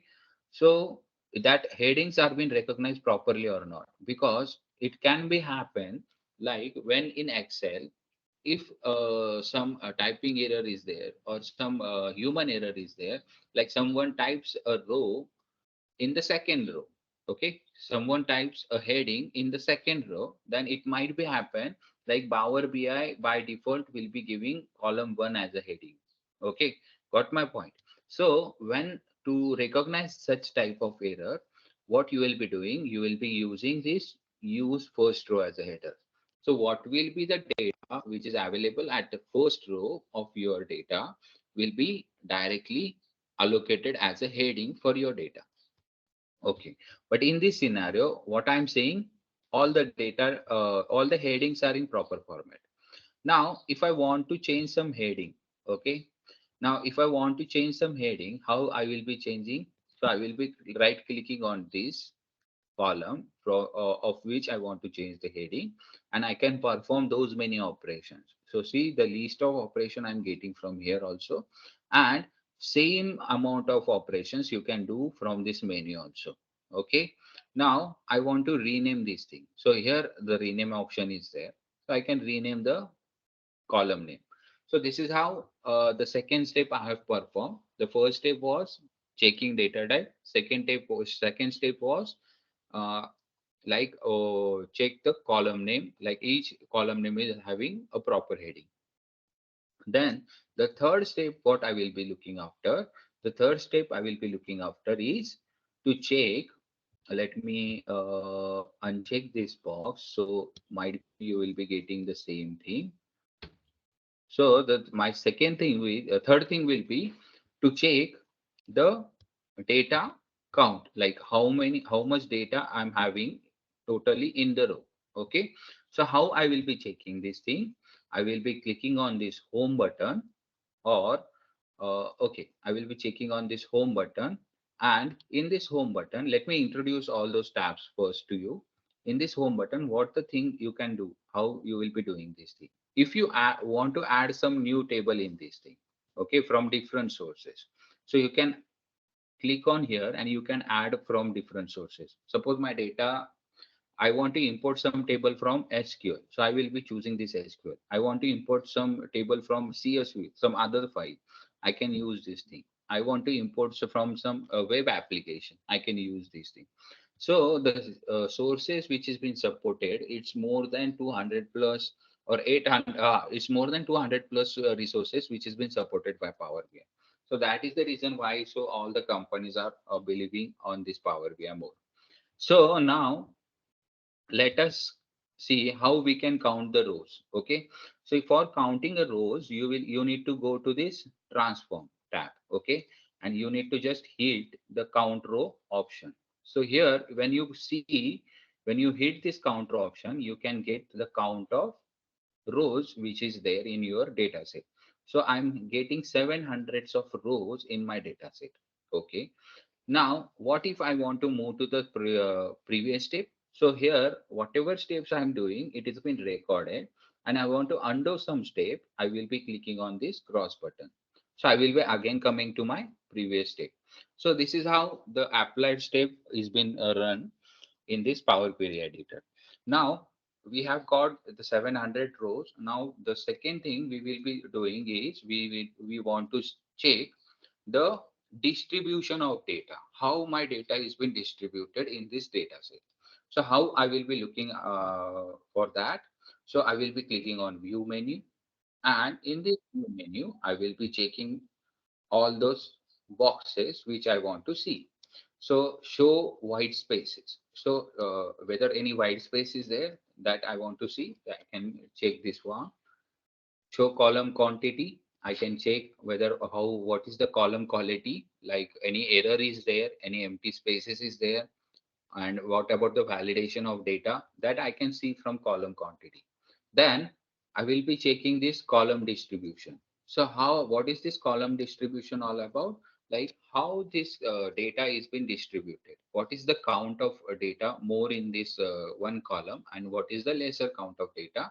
So this what how the data is been distributed within the column, and this is what the column profile, from which I can get some statistical analysis of the column. So here in the segment, you can see I can find the total count of rows, and I can find errors, empty, distinct, unique, and empty string. So this is the statistics I can get from column profile.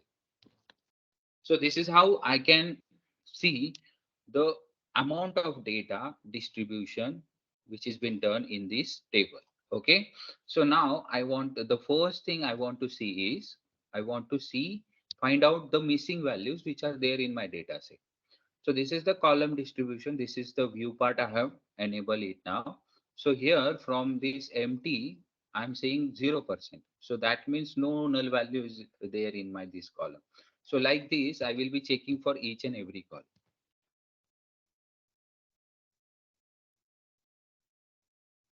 So after checking each and every column, I find that there is no null value in this. Okay.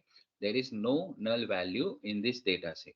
The second thing I will need to find is whether any duplicate values are there in this data set or not. So if I want to find that whether any duplicate value is there or not, I need to find the distribution of data. So here you can see 5 distinct and 0 unique. What that means? What is this 5 distinct and 0 unique? So see, each column is having some filters to it. So when you click on this filter, so these are nothing but these are the 5 distinct values. So you can count it 1, 2, 3, 4, 5. So those are the 5 distinct value under which there is no unique values. Okay. So if I want to see whether these channel partners, okay, so any duplicate values are there in this data set or not. So for that, I need to categorize this data into 2 types. Which are the 2 types? One is categorical type and one is numerical type. And after doing this thing, I need to again identify which are the dependent and which are the independent column. The same process I need to follow, which we are following under this machine learning, under this yes, data science procedure, which is called as EDA process, right? EDA process, which we are doing in the Python. So let us find which are the columns are dependent and which are the columns are independent. Now here, first, before getting to that, we will be finding which are the categorical column and which are the numerical column. So the column which holds some string in it is called as categorical column. So here the segment is nothing but it is a type of category, right? Country is nothing but it is a type of category. Product are nothing but it is a type of category. Discount band is nothing but it is again a type of category. Okay. So in this bound, I'm seeing all the none values, and I want to see how much none values are there in this discount band. Let us come at this point later. Okay, I just replace this none value with some other value. Okay, so unit of sold is my numerical value, numerical column. Manufacturing price is my numerical column. So whatever columns which hold some numerical data is called as numerical value. And what about this date column? So this is my time series. Okay, those are the column from which I can use I can do some time series operation. So those are the dates column. Okay, so this is how the distribution of data is being understood in Power Query. Now let us check any unknown values are there. See, once we have checked whether null values are there or not, it is not there. Right now, the second step we need to do is check the none value, like unknown values in your data set. So I'm finding that, like in discount band, I'm having this none option. Okay, so whether it is feasible, like we can change this none to some other thing, like we can do that also. Okay, but the discount band can be high, low, medium, or no discount band. Okay, so let us replace this none with the word no. Okay, how to replace this thing? So click on home button and you will be using replace values. Okay, in this tab, in transform function, in transform function, you will be finding one function, replace value. So when you click on this replace value, you will be replacing none with no. Okay, no discount.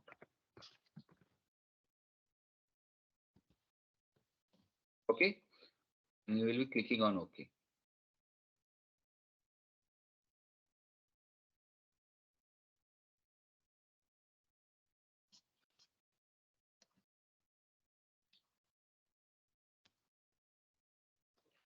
Let me apply filters to it so I can find that also. I will be using this and I will be clicking, and I will be using replace value none. None is n is capital. That is the reason it is not taken. No discount.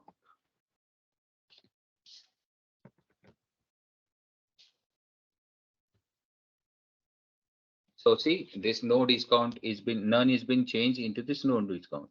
So this is how we have configured this part. Like we can change those unknown value, which doesn't make any sense. Okay. So I will be clearing this filter.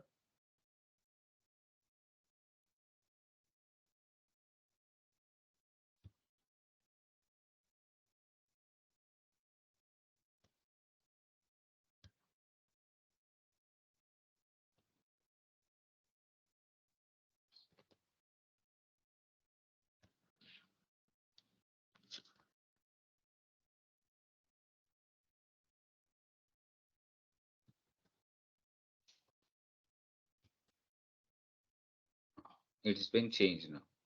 So here we can see like all the values are being known none only. So all the value is with no discount. Okay. So this is the one distinct value I'm having here. Okay. And if I choose this thing, if I close undo this thing, I'm having only none. Okay. The discount band is none for all the product. So this is what I'm thinking. Like as per analysis, what I'm thinking whether this is necessary column or not. I don't think this is necessary column for me. So what I will be doing, I can delete this column itself. So delete the column. For deleting column, just click on that, right click on this and remove the column. So see, I have removed one unnecessary column. So this is how you will be doing some data cleaning process. Like I have explained you the basic process, like what we can do on the data. Because of the time constraint, I haven't go that much deep in this. Even like to see the duplicate values, we need to find some independent column. Like if I want to see one segment, other instead of segment, I will be choosing product. If I want to see whether any product is been repeated or not, how many times it is been repeated. So I will be choosing filter and I will be saying, see, is there any value which is been repeated? For choose for seeing the repeated value, your two rows should be common. So here I'm not seeing any repeated value for any product. Okay. And this is the one way you can check the repeated values, and other way is you can check the distribution of data. So here it is 6 distinct, 0. Here it is 41 distinct and 29 unique values. Okay. So from this also you can identify whether there is some duplicate values are present in the data or not. So see, now I have removed the unnecessary column from my data. I have checked my data type. I have checked the null values. I have removed. I have replaced how to replace value. I have explained you that also. And those are the transformation thing you can apply. If you want to change a format of any column, you can change it from here. If you want to make it in lowercase, uppercase, capitalize, you can change it from here. If you want to split one column into two columns, you can split from here. Then you want to pivot and unpivot, where you might be knowing pivot and pivot function in the Excel. You can do the same operation here also. If you want to replace some value with any other value, like we are replacing null value with mean, median, mode, you can replace from here. Okay. Then you want to rename this thing, you can rename the column. If you want to detect the data type of that column by Power BI, you can do this thing. So here the transpose function is there where you can transpose whatever rows are there that will be getting converted to column, and whatever columns are there that will be converted to the row. It just same like your Excel is working. Same functionality is there. Okay, and you can perform same thing. And if you want to perform some statistical formulas, now to perform the statistical formulae, let me click on unit of sold, or let me click on sale price, and I will be clicking on transform. And here I can see, I can find the sum of sales, minimum amount of sales, maximum sales. Suppose I will be clicking on sum of sales. So my sum of sale is this much. Okay. So remove column. So this is the sum of sales I'm getting here. Okay. So this is how I can perform some statistical formula under any to any one of the column. Okay, but it is not standard way to perform statistical formula in Power Query Excel. Okay, so if I want to see only date, now let me let me explain you this date function also. So when you will be clicking on date, and when you will be clicking on this transform tab, and when you will be using this date function, so you can identify the age. Okay, if there is a column, you want to find age of the person, right? And you want to find that age from the birth of that person, right? Birth date of that person, you want to find the age. So you can do that thing also from in this date tab. Okay, so here you can extract year also, month also, quarter also, week also. Such a way you can perform operations to this to this data type. So there are a lot of things are there where you can use those transformation features to transform your data from into one form. Here you can write some R language script, you can run some Python script to import to apply to the any certain data. So these are the Power Query operations you can perform on your data. So right now I am seeing like my data is in well clean format. Now I want to save those steps. I want to save those applied steps, and I want to apply those steps. I will be clicking on close and apply. So click on close and apply. It will be redirected me to this Power View. So the interface what you are seeing at my screen, it is the interface of Power View. Okay. So this is the interface of Power View. So till here, any doubt you people are having, please let me know. Any doubt you are having related to with Power Query topic?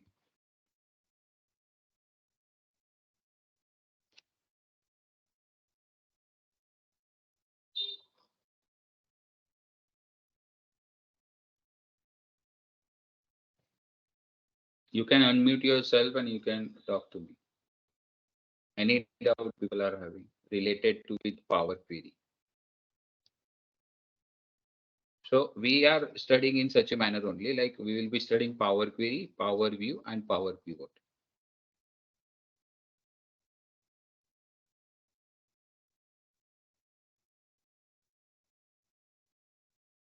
Okay. Now, I think no one is having doubt related to this Power Query. So I will be moving further. So now let me load this data. Let the process be complete of loading data to my Power View. So this is the interface of Power View. The Power View purpose is to visualize data where in you can create visuals. Okay, you can create reports, you can create dashboards or with your data. Okay, so this is the purpose of using Power View. Okay, so the interface what you are looking at, it is the interface of Power View. Now this Power View is also categorized into three parts. Which are they? One is report view, second one is data view, and third one is model view, data model. Okay, so that also we will be studying how this how to use this three part in the Power BI, and then after we will be moving to the visuals. Now let me explain you about the visuals also. To analyze any kind of data, okay, which visual we should use. Okay, to identify any problem, answer what is the visual we should use. That is very important for doing the analysis. Okay, Like if I want to compare two categories with two categories or one category with one numerical value. Okay, I want to compare two categories with one numerical value. For that, which is the chart, base chart I can use to represent that? Suppose, let me tell you an example. I want to compare two segments. In our table, we are having one segment, right? I want to compare those segments, like 5 segments are I'm having with me. And I want to compare those 5 segments with sales. So which is the base chart I can use to represent this problem? I want to know the sales for 5 segments. So which will be the base chart I can use? Any one of you can tell me this question answer. Yes.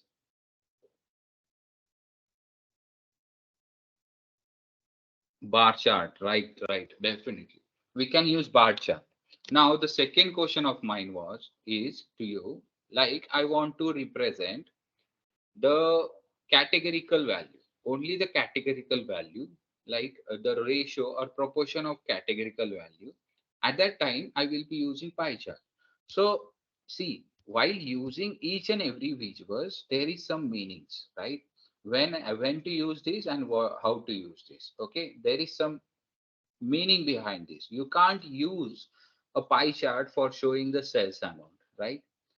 You can use pie chart when if you want to show sales with category. Okay, for bar chart you will be showing with comparative things. In line chart you will be showing with some time series, like you want to see profit according to the month, you will be using this time line chart, area chart.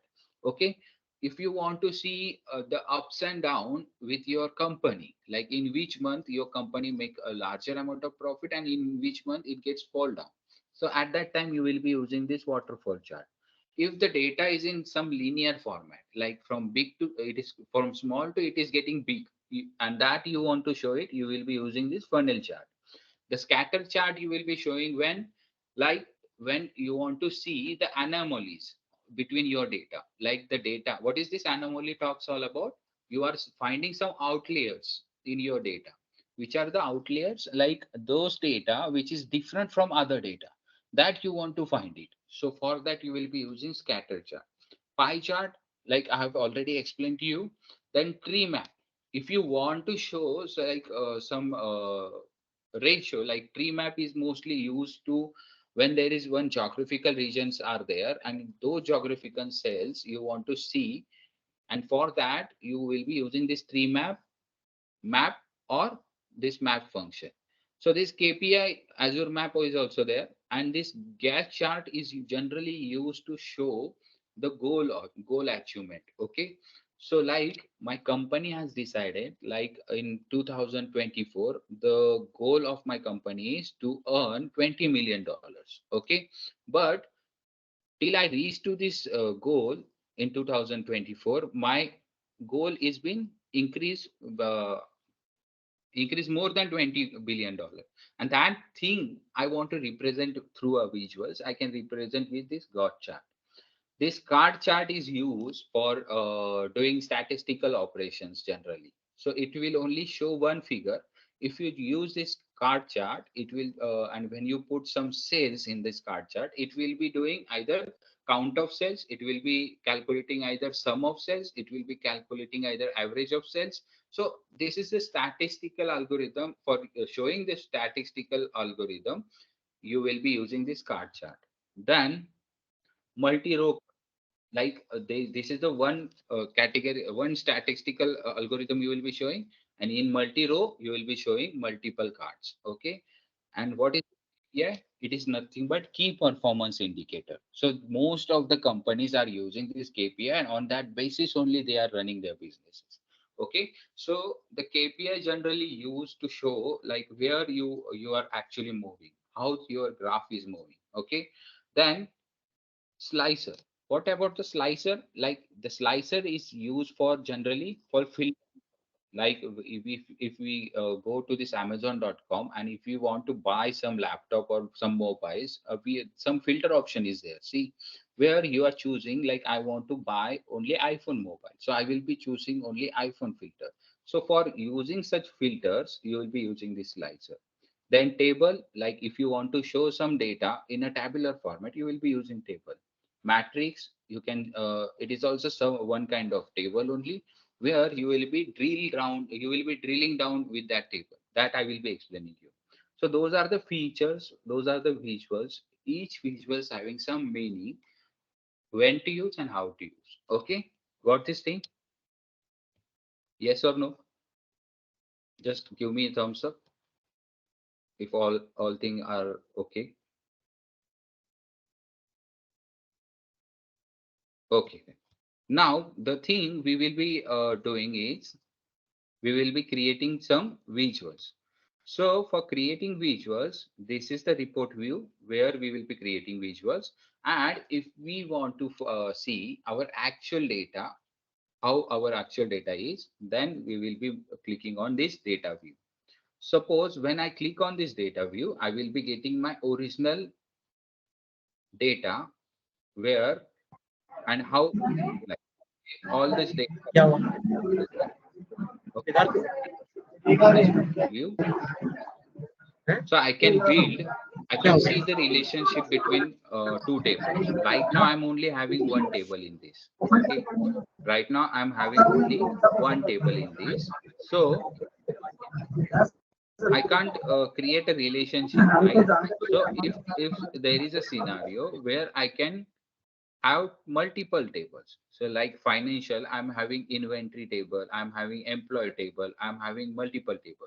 See, when I'm downloading some application, when I'm using some application, and that application is the having multiple tables in it, and I want to do analysis on that application itself. Suppose I want to do analysis for Facebook.com, but for doing analysis of Facebook.com, I will be importing I will be exporting all the tables from this Facebook database, and I will be importing into my Power BI. And then after I will be generating some relationships between those two tables. How to generate this, I will be letting you know. Okay. So this is the view where I can see which table is related with what. Okay. So this is the data model. Now let us create a visual. So this is my financial table. Now here you can see this sign is there. So what this sign tell us, like this is the column which is numerical column. Okay. So cells, cog. So those are all the numerical column, and this column like product, which is not having any sign. This is what called as categorical column. Okay. And the date column, this Power BI will be making some hierarchy. Okay. For date column. So this is how you will be rectifying those hierarchy. This is already done by Power BI. Actually, our column was not in this scenario, but this is done by Power BI itself. So most of the work is been done by Power BI only. Only the thing you need to solve the problems by use of this all the methods. Okay. So now let us create a dashboard first. Dashboard, or instead of dashboard, let us create a report first. Okay. So what are the columns we are having here? One is sales, COGS, country, product, segment. Now let us create some problem first. Okay. The problem will be in such a way. Let me open a notepad.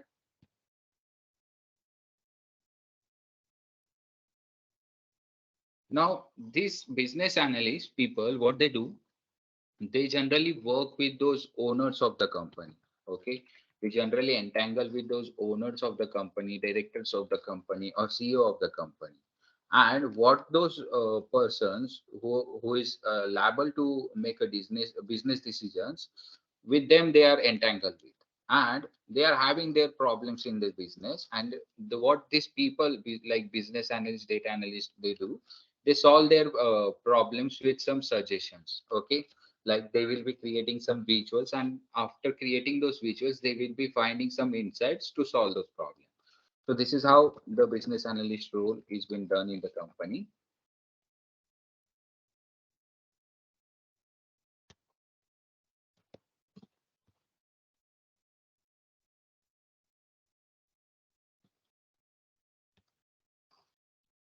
So the first problem what we will be identifying, suppose let us assume I'm a business owner, okay, and I'm only the business analyst. Like two roles I'm playing here right now.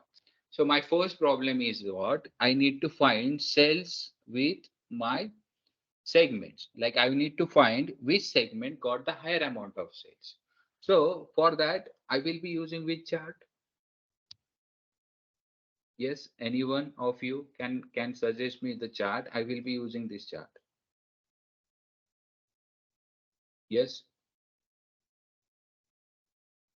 which chart I should use to see the sales which segment? So segment is my categorical column, right? Segment is my categorical column. So I can use pie chart also. So I can use pie chart also. Okay. In which I can find sales with segment. Okay. So to find a sales with segment, you need to click on segment. Just check the segment field.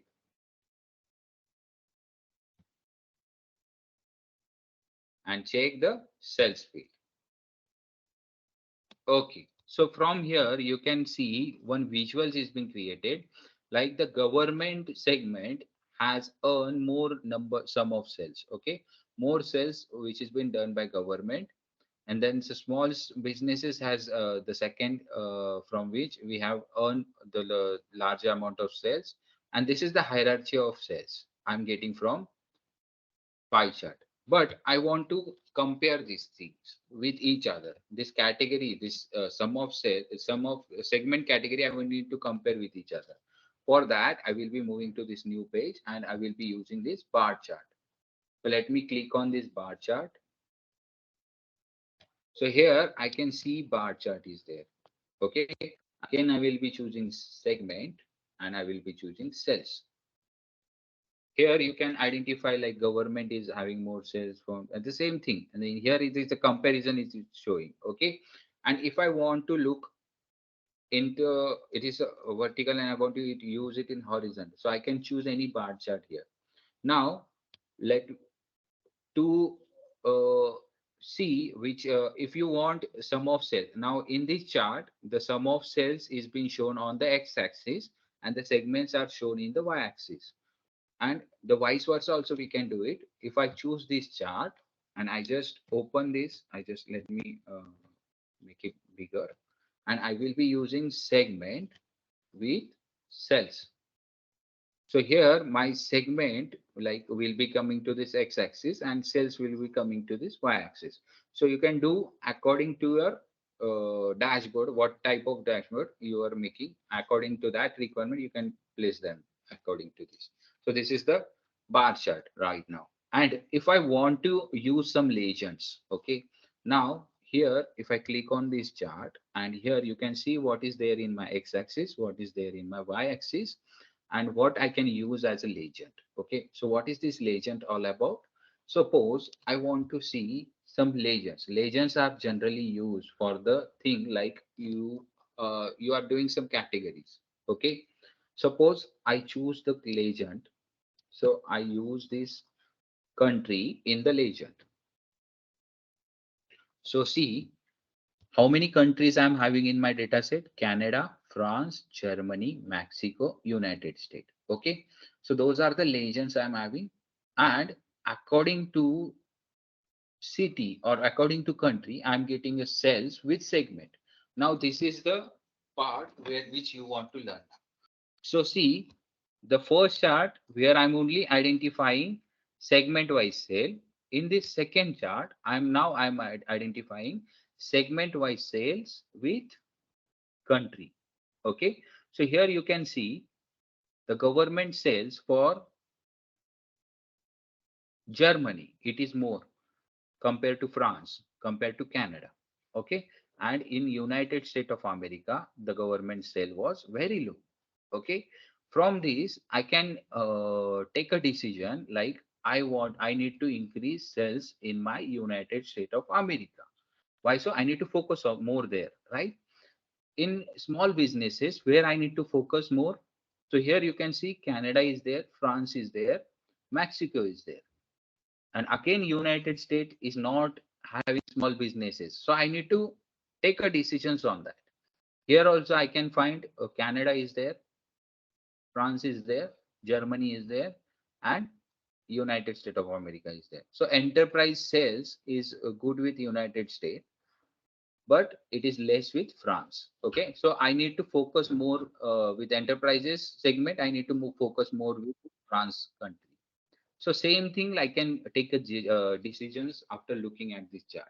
So the advantage of Power BI is what? Like non-technical guy can also understand the data, and after looking at these visuals, the non-technical guy can also make a decision. So that is the reason, one of the reason why this Power BI is being used more. Okay. Now, the second problem, what we will be doing, we will be taking out, like I want to see profit. Okay. I want to see profit with my products. Okay. Whatever products I'm having, I want to see profit with those products. Okay. Or we will do one thing. I want to see top 5 products from which I'm earning large amount of profit. Okay. So this is one of the problem statement created by this business owner, and he give it to me. Okay. And I need to create visuals for that. So let me take one bar chart only. Let us take a bar chart only, or okay, let us take a bar chart. Let me make it a little bit bigger. Okay, and let us choose now the product with profit. Okay, so whatever products are there of mine in my company, so larger amount of profit I'm earning from this Paseo product. Okay, this Paseo product. So this is the larger amount of profit I'm earning from this. Now I want to find top 3 products only. So to finding this top 3 product, what I will be doing, I will be putting some filters to it. So this is the filter section where you can put filters to your visuals. How to put filters? Now here you can see filters on visuals, filter on these visuals, where you are finding some product. Okay, and one is sum of profit. Now what you will be doing, I want to find some three products, which is top 3 products, which is having larger number of profit. So what I will be doing, I will be clicking on this basic filtering, and I will be clicking on this top N. Okay, and in this top N, I will be giving number, like I want to see top 3 products only. I want to see top 3 products only. Okay, and but those top 3 product is been done with what value? With sum of profit, right? So I will be clicking with sum of profit in this by value. So the value will be with sum of profit only, and I will be clicking on apply filter. So see, these 3 products will be shown in my visuals. So this is how my filtering process will be getting applied to any visuals. So I hope so everyone done till here. If you're doing, please please take a screenshot and put it into the chat box. If you're doing so, please take a screenshot and put it into the chat box. Should we move further now? Okay. Now let us create one more page. So those are the visuals which we are studying right now. Then we will be studying of how to create report and dashboard also. So now let us use okay. Now I want to see profit according to the month, like month wise I want to see. Okay, so I can use already I have shown to you chart and some field.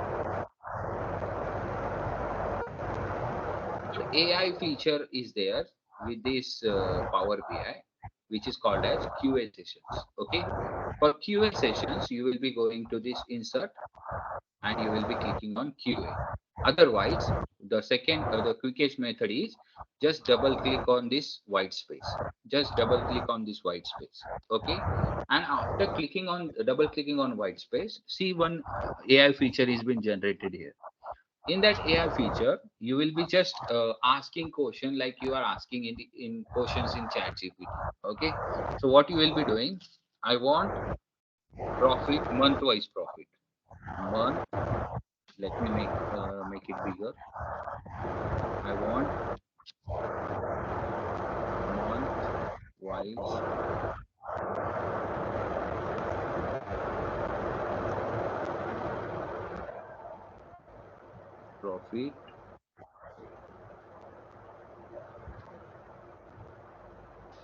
profit by month. So see, suggestions will be given to you. You want profit by month, profit by Montana, profit by month name. So I want profit by month. So see, one line chart is been introduced and you want to use this line chart. You will be clicking on this, turn this QA result into standard visual. Just click on this visuals. So one month-wise profit ratio you will be getting here. So this is how you can create visuals through a QA also, like questions and answer. So everyone take a screenshot of this QA session and please post it into the chat box.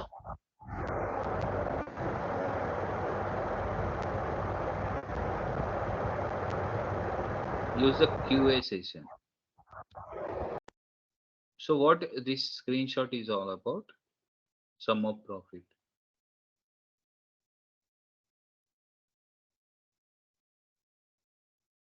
Sarita ma'am, this is the wrong chart you have preparing.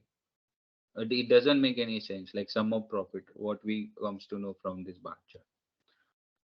Use the method which I have explained.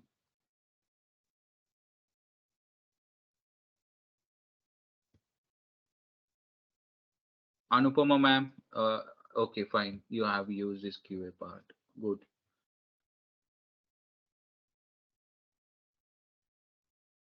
Good. Okay. So this is the QA part you are using, right? You are taking help of QA. Now, let us create one slicer, okay? Let us have the slicer functionality also. Now, let us take one chart.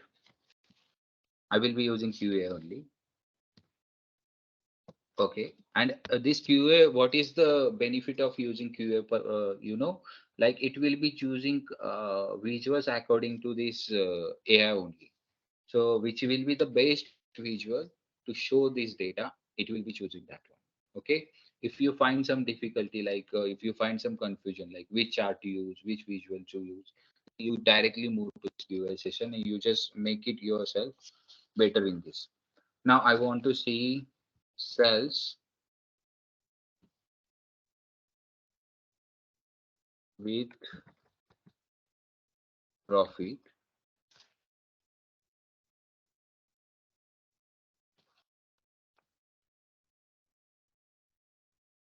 with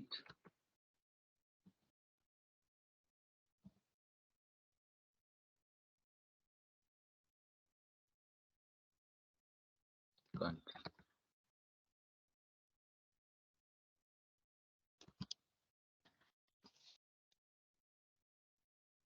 Okay, and I will be using this scatter chart. So see, some scatter chart is being shown.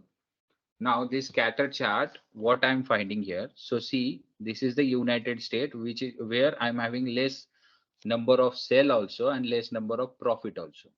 And this is the outliers of mine, which is the Germany, where I have done larger amount of sale also and larger amount of profit also. So this is how I'm comparing sales with profit, okay, with the help of scatter chart. And when you click in the scatter chart, you will be finding values here. See, on the legend, on the values, you are putting country, and in X and Y axis, you are putting sales and value profit. So this is how you will be using scatter chart. Okay. So like this, you can create numbers of visuals. Okay, you can create numbers of visual that totally depends on the scope of analysis you are doing. Okay, and if now let us create one more. See, let us we are having the geographical region also. Let us use this map function also. Okay, now I want to click on this map function.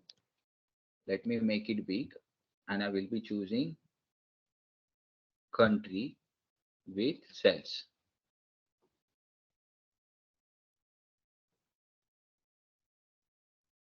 So map is a third party of like plugin which has been taken, which has been used by this Power BI.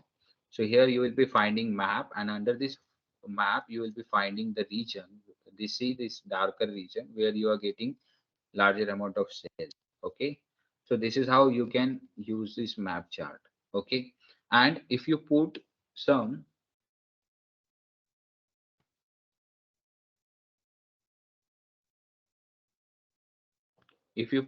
segments under these legends, if you put some segments under these legends, so you will be getting the segment also. See, the government segment more is there in this region instead of this region. Then this is the France region. Okay, enterprise segment is more with this region. Okay, so this is how you can identify those things. Okay, with the help of map. Okay, so this is how you will be using map chart. Okay, so take a screenshot and post it into the chat box. I can see whether you are able to use map chart also.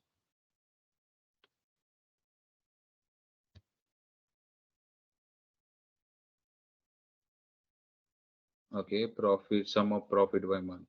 Good.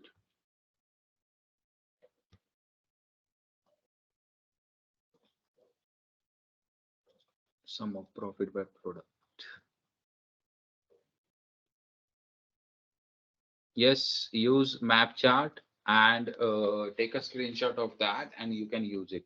Some of you are getting difficulty to show this map, or if it is not showing, some error might be showing. For that error, you will be going to this file menu. In option setting, you will be clicking on this option setting. Click on option.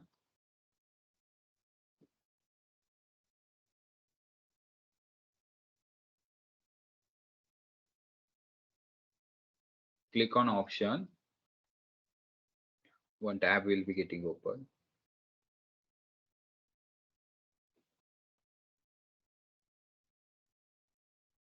You need to enable map from there actually, from that back setting itself. Then and only it will be shown.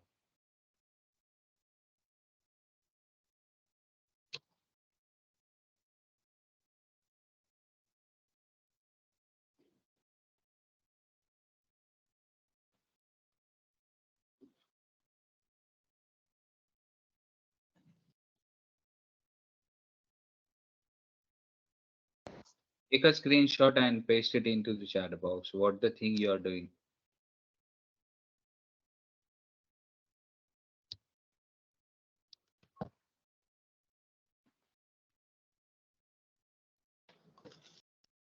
Sir, under options, we are getting data load, Power Query editor. That window is displayed, sir. For map, How map. to, The map how is to not showing to activate? you. So No, see no, what sir. is the error you are getting here in the map section. Disabled. Map is disabled. It is in visual. Map visual. Under is that disabled. map disable, some settings you need to go to the setting to enable some procedure is been written. See.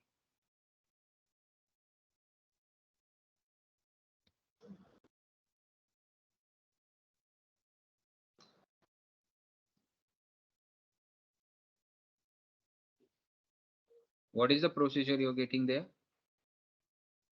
Map and field map visuals are disabled. To enable them, go to file options and setting options, global security, see details. Yes, ma'am. You need to go there only. So map security option, click on security option. Then you need to go to this map and fill visuals. You need to enable this. 1 second, sir. Map and options and settings I went, sir. Then options. options under security, then map and field visuals. Use this one. Security map and yes, sir. I have to check mark. Yes, yes, Check mark yes. this thing. Yes, ma'am. Fine, sir. Good. Okay. Thank you, sir. Now, yes. Now let us do one thing. Unit sold according to this month or year, we can do it. Or let me give you a task like how many units sold with each month, that you need to create a visuals for finding like how many units are sold in which month and with what country. Okay, in which country. Like I want to see the units sold in France, or I want to see units sold in Germany. For that, you will be creating one visual. Please create it and paste it into the chat box, so I can find whether you are able to do that also.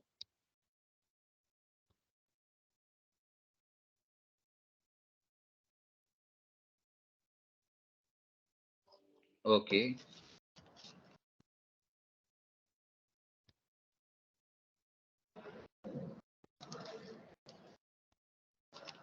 Unit sold according to the segments that you want to create.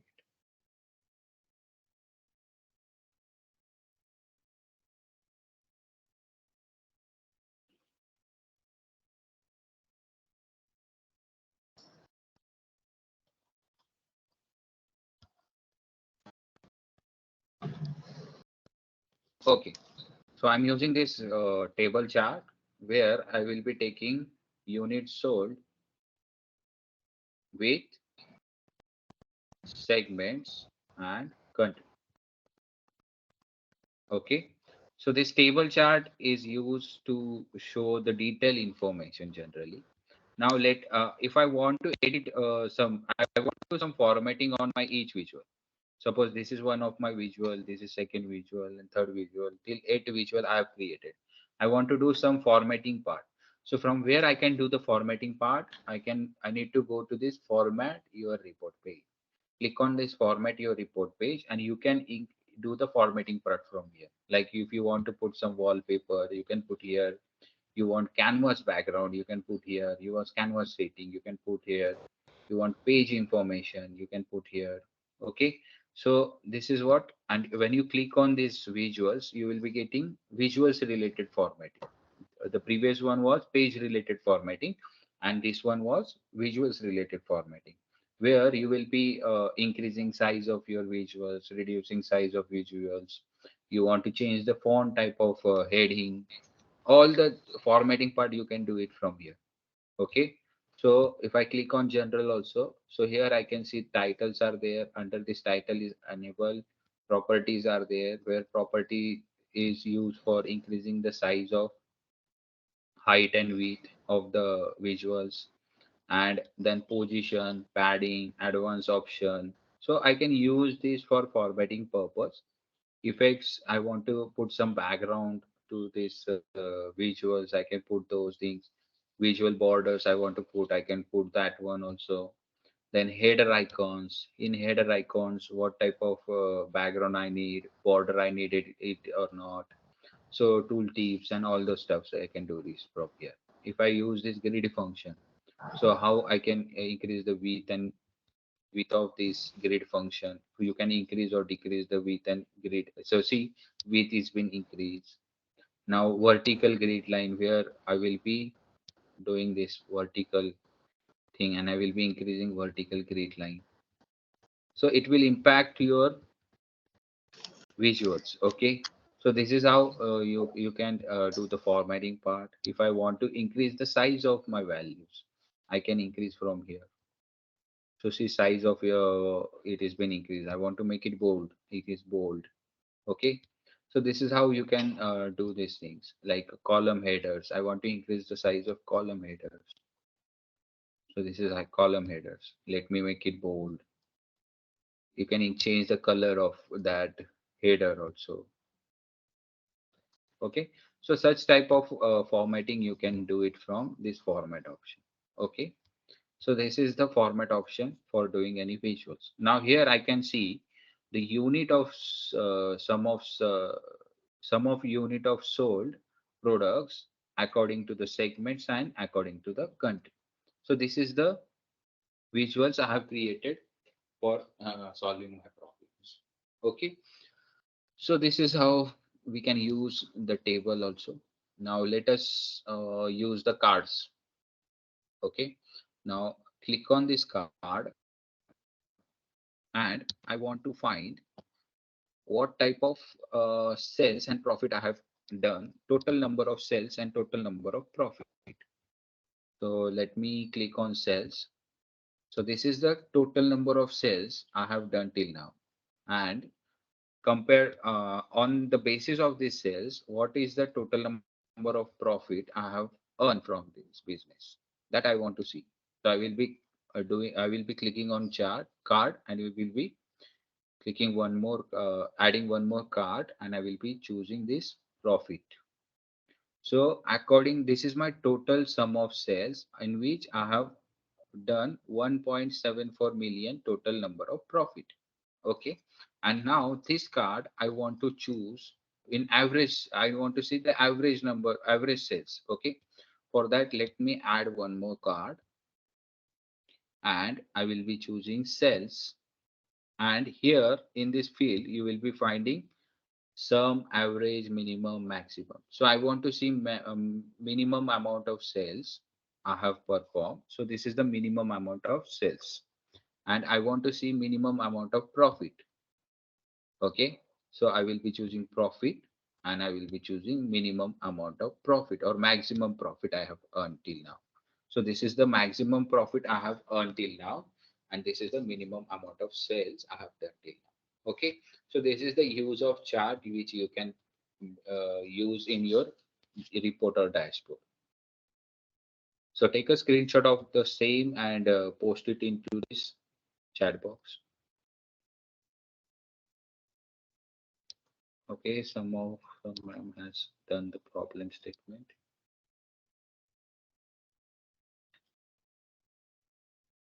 Good, ma'am. Sir. Good, ma'am. Gayatri, ma'am, good.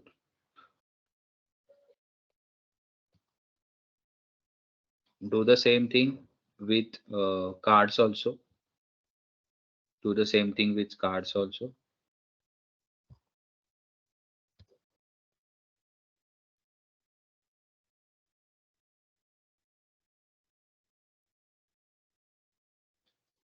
Now you must be knowing like how to use the visuals and how to solve the problems with those visuals. Okay. Now we will be learning like how to create a report and dashboard. Okay. So what is this report and dashboard? So a report, you can say it like you are 2-3 visuals are there, and you are putting it into one page. And you are finding some report. You are getting some report. Like if I want to let us take an example for explaining purpose.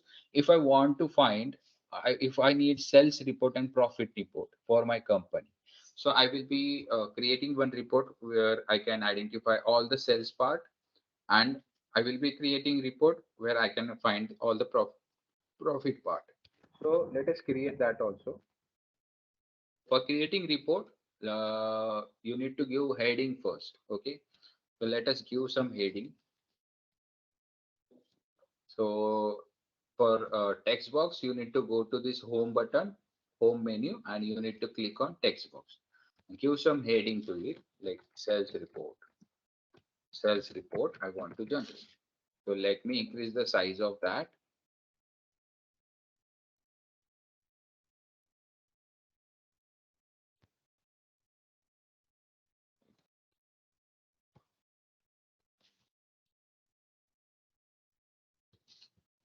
Let me increase the size of that. Let us make it 24. Okay, so this is my sales report, and I want to do some formatting. I can make it bold also. Let me select this one and let me make it bold. Change the font type. Let me check with Arial black, and yes, I can change the color also. Want more colors. I want it red. I want this red. Okay, this is my sales report. Let me collapse this. Let me expand this.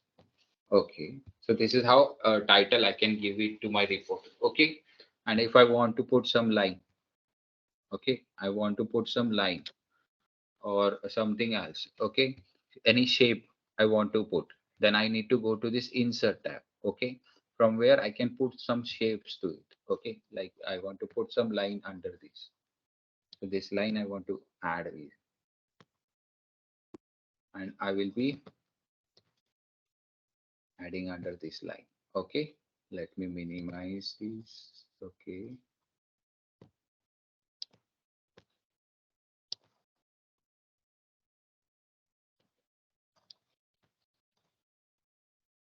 Okay, this is the line I have created. This is the sales report I'm having it.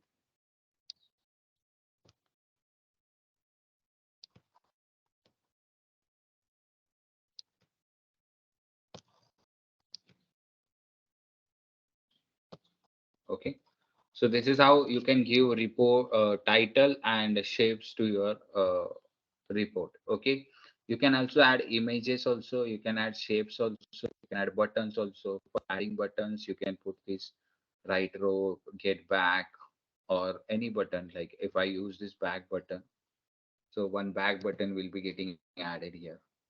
Okay, but that we will be adding in the profit report. Okay, so now let us create a sales report first. Okay, so I want to see sales. Let me double click and use this QA thing only. I want to see sales with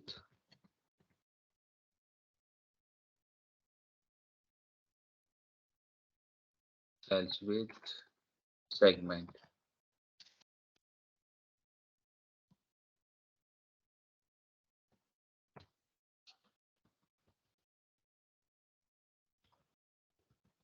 Sales with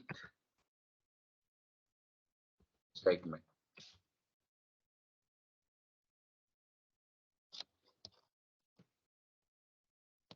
So this is my one of my report where sales with segment is there, and I can find sales with segment and product.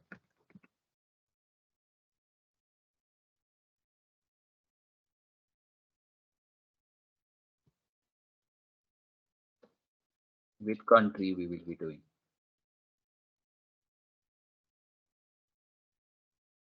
Okay, so this is the chart I have created. Like according to the country, I have identified the cells. Okay, now let it be put it in this manner only, and let us do some formatting of for this. Okay, now let us do formatting. Let us make some make it some attractive. So this is the bar.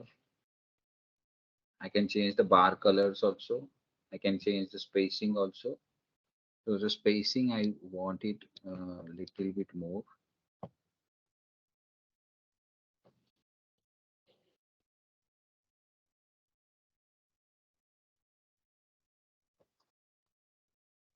Okay. So data labels, plot background, spacing is done. Title, I don't want it. So I will be using this title heading, country and sum of sales. Okay. No, put this one. This will be needed, I think. So. No, I think this will not need it. I want this country with sum of sales. Beneficiary, legislative methodology, last result is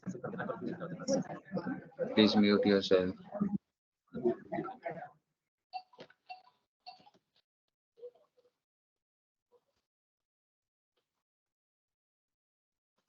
Okay, so here I have finded some cells with country and category. Okay, the same thing I can create new visuals where I'm finding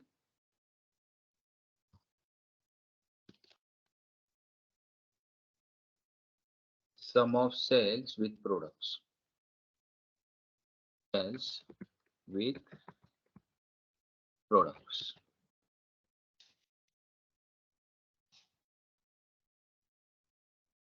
Okay.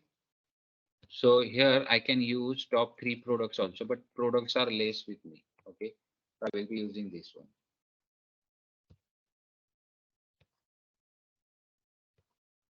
Okay. And I can create one more visuals where I can find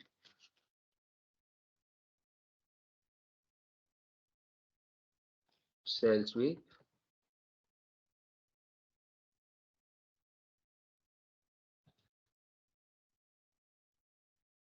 most financial or least financial. Let us see sales with most financial by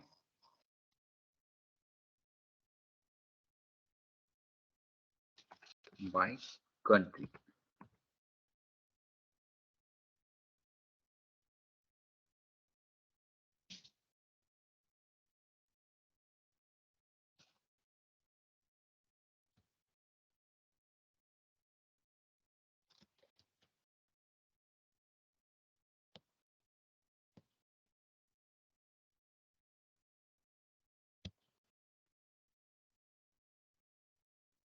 So here you can see the least amount of sales by country. I can find it out. Okay. So this is the one type of report I have created. So such a way you can create a report, and now you can add filters like add slicers in that. How to add slicers? Just click on this slicer, and here you will be adding this slicer. Okay. So slicer I want to add according to month. So this is the month I'm adding. So this is the month wise I can add it. According to year I want to add it. So this is the year I can add it. According to quarterly I want to add it. So according to day I can do these things. So according to quarter we can do it. So this is quarter one, quarter two. And when I click on quarter one, the sales value will be getting dynamic. Okay. So here you can see like quarterly wise graph is been changing. Okay. So this is the slice use which I can do it, and I can do the formatting of this thing also. So for formatting, I will be going to slicer setting. I will be using drop down menu where I can find this slicer in the drop down menu. Okay. I can place this menu in this position. Okay. So this is quarterly, and one more slicer I will be adding for month wise. Okay. Again, I will be changing this to the slicer setting. I will be making drop wise, and I will be creating this slicer. I will be adding here. Okay. So this is how I can use this filter. I will be changing in January. What is my sales value? Okay. According to that. So according to least value is what least financial I have done in Germany, least financial I have done in Mexico. So I need to focus on these 3 countries. What is my sales according to the country? So in Germany, this is the sales with government enterprise, a government segment only I have done the sales. I need to more focus on enterprises. So this is how you can create a dashboard, like multiple dashboards. That totally depends on your IQ level and according to your analysis level, what and how the way you are thinking in the perspective of the problems what you are getting to yourself. So that totally depends on that basis. So one more thing, like I would like to tell you, I would let us add some cards also in this. Let us add cards for cells. Okay, so this is the total number of cells we are having. Okay, so this is the dashboard where we have having total numbers of cells in January. I want to see it's in February. So this is the total number of cells I'm having in February. Okay, so such type of dashboard you can create. Okay, for sales report. Yes, got it. Please let me know after doing it. Please take a screenshot of it and place it into the chat box.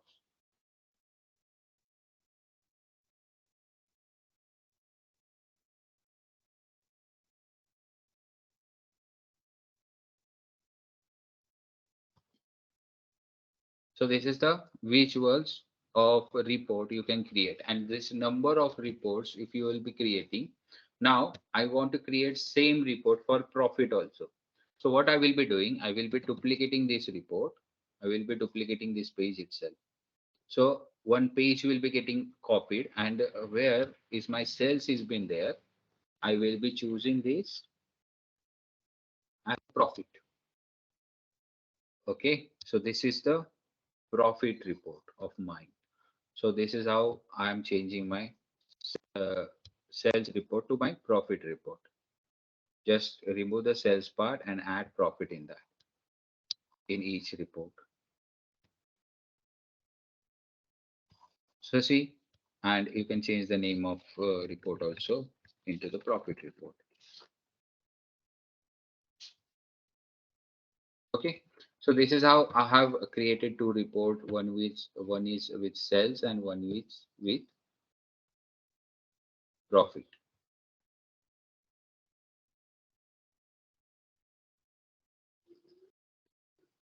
Any doubts till now?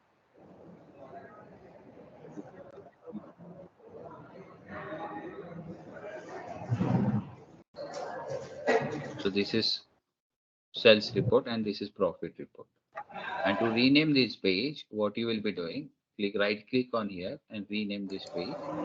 So you can identify sales report, and you can right click here also, rename this page as profit report. Okay, so this is how you are creating visuals and reports and that. Okay, so you can import these two reports in one dashboard also. Okay, so this is all about the Power View. You can explore more about this clean fluencer, decompose tree, QA session already I have explained. A smart narrative that I will be telling you about the smart narrative. Wait a minute. So let me create. So this is my visuals and I want to create some smart narrative for this. Okay, what is the smart narrative? This is a AI feature, like one more AI feature which has been provided by Power BI, where it will be narrative. It will be describing your visuals. Okay, so yes, here smart narrative is not working or what? Okay.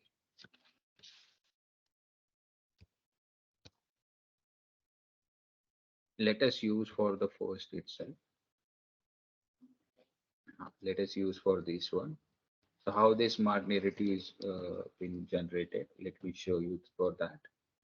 So when you click on this home button, okay, it's in this insert only. So when you click on the smart narrative, one narrative will be getting generated by this. It is a AI feature of Power BI, like the QA feature, where it will be describing your visuals. Like you don't need to describe your visuals also. That also is being created by Power BI.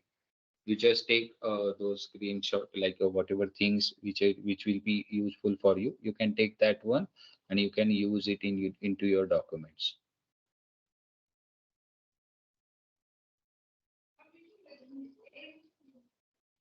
It's loading actually. So see, one smart narrative is being generated, like government accounted like 52% of 0.8, like 52% of sum of sales is acquired by this government. This is smart narrative for this pie chart. Let us use smart narrative for this pie chart. Click on this smart narrative.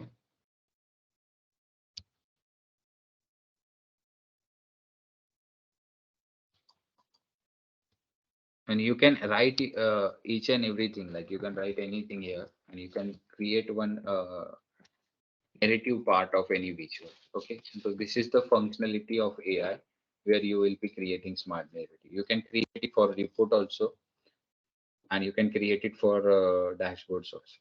So this is the smart narrative feature. So this is all about a Power View. And now we will be moving to this Power Pivot option. Okay, so in Power Pivot, you need to click on Data View. Click on Data View.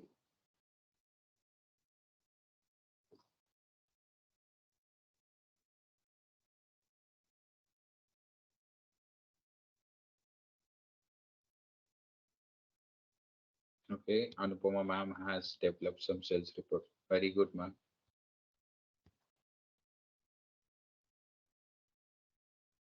Then who is this? Himali ma'am. Okay, Himali ma'am, see this part is there, na? We can't get anything from here. Like we can't understand this this report is all about. You can use different visuals for this one. Okay, sir. Okay. So the report should be in such a way like any non-technical guy after looking at your report also, na, it can understand your report, like what this report are telling to you. Okay. So these things, this narrative thing should be there from your diagram itself. Like oh, this is the reason why we are using these visuals. Like each and every visual is having some meanings. Okay. And you can create some stories under that. Okay. Now in this data model, or power pivot, you what the thing you can do it, you can do some DAX functions. Okay, you can do some DAX functions. What is this DAX functions all are about? So you can perform some additional, you can create some additional value which is not there in your data set. Okay, like what? Okay, now this is the date column. Okay, this is the date column I'm having here. Okay, I want to create one new table with the date only. Okay, where I need to extract time, date, month, and year and quarter. Okay, I can do that also. So here you can create new table also. And if I want to increase one column also. Okay, now let us find whether we can create column or you can use DAX function in this table also. So this is the gross sales and sell price, manufacturing price,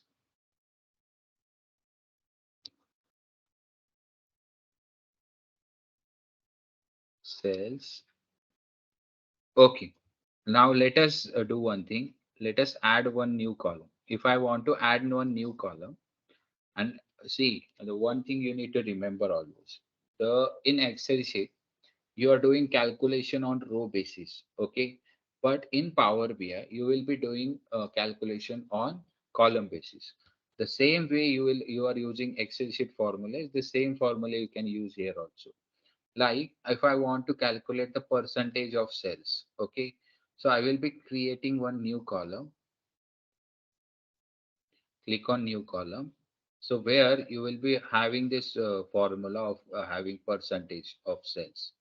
So what is the formula we can use for percentage of sale to calculate the percentage of sales? What will be the formula according to you? I want this sales figure in percentage, or I want to calculate total amount of sales. So what formula we will be using in Excel sheet? Yes, anyone? Initial computer average. Okay. I'm not getting what you have to say. Gayatri ma'am. So when you click on new column, see one formula is there. Now give that name to your formula. Okay.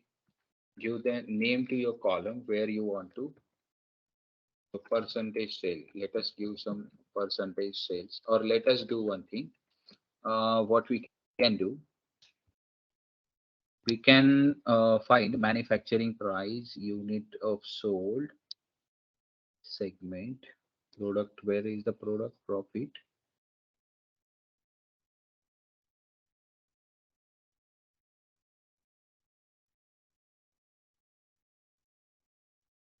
Okay, let us find this percentage.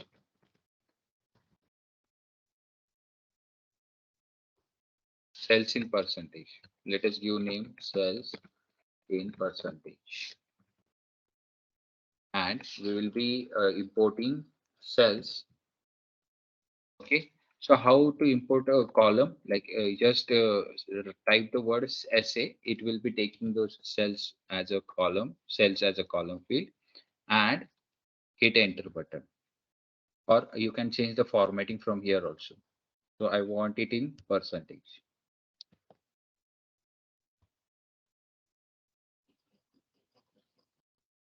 It takes time.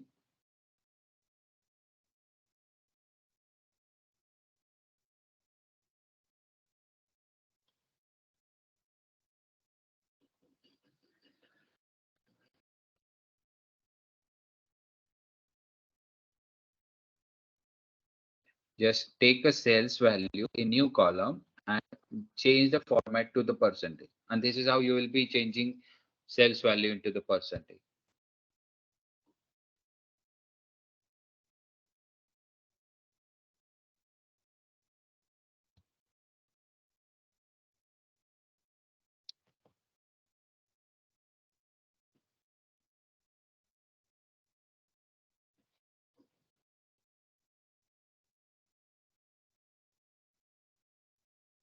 So see here you will be getting in percentage. So sales value you will be getting into the percentage. And if you want to remove the decimal, you want to reduce the decimal, you can reduce from here also. Okay. So this is how you can add new column. This is not the right way to do it, but I can tell you you can create how to create a new column that I have explained to you. Okay. So you can reduce the decimal from here also.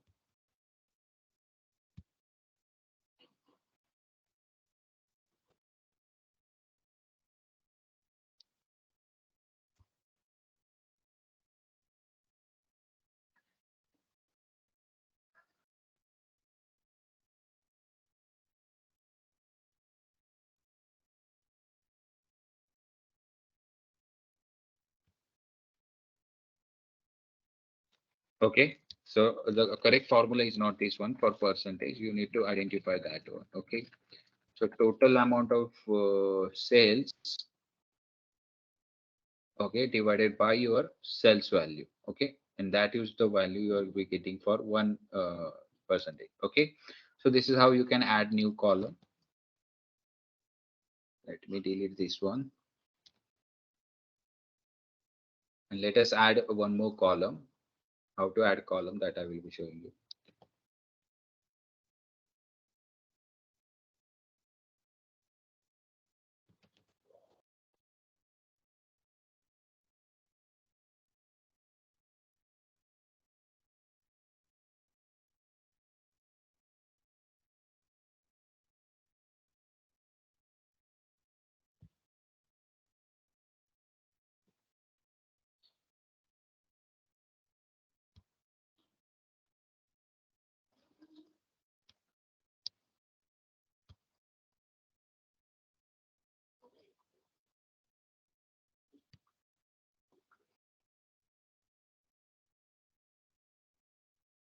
Okay.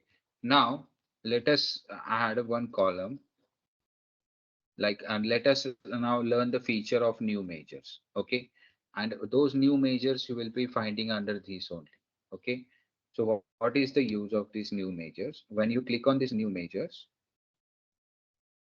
and if I want to use some statistical analysis on measures, okay. So here I will be finding total number of cells, total numbers of cells. Okay. And I will be using sum formula, sum equals to financial cells. And I will be hitting enter button. So here you can see one measure is being created where I'm getting only total number of cells. Okay. See, total number of cells is been added. And when I will be going to this report view, and I can use this total number of cells in my visuals also. This is the introduction of DAX and all those things. So you can just explore these things and the visuals things which we have already created here. Okay.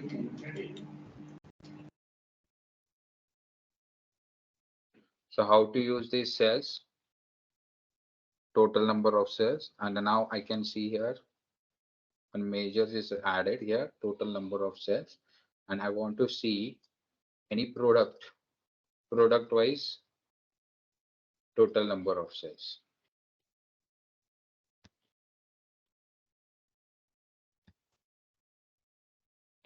So here you can see I'm having productized total number of cells. Let me increase this. Let me change the formatting.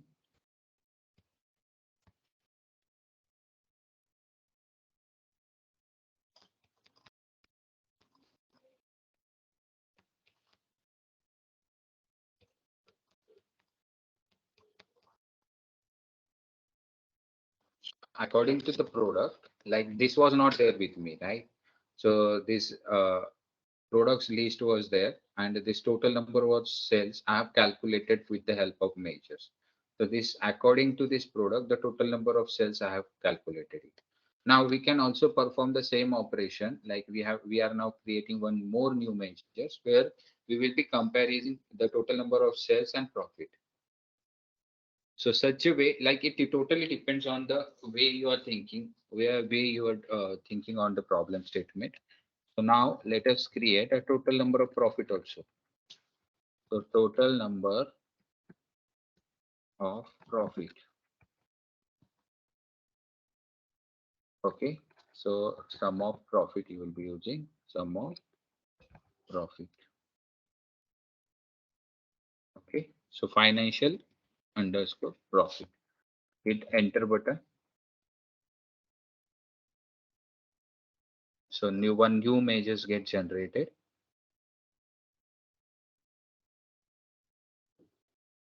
And if I click to this visuals and I click to the total number of profits.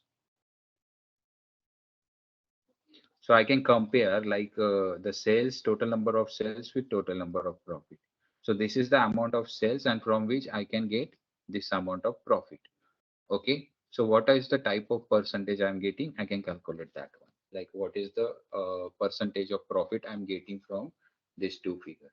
Okay. So this is the methodology where I can find whether my profit ratio, what is the percentage of profit I'm earning from this product by selling this product. Okay. So this is how the major things actually work. And if you are now finding quite difficult with those formulae, then one more method, one more trick I will be showing you where you will be going to these quick measures.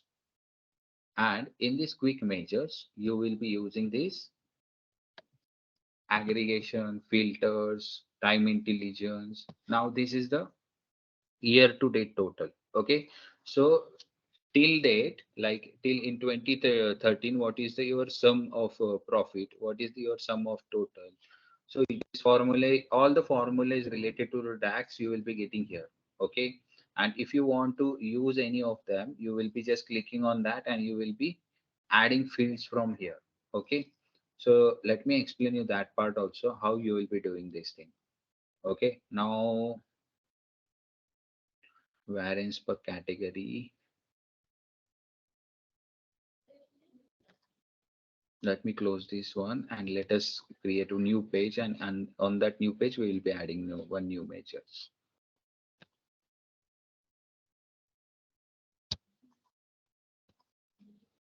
Okay, now what we will be doing, let us add new measures here.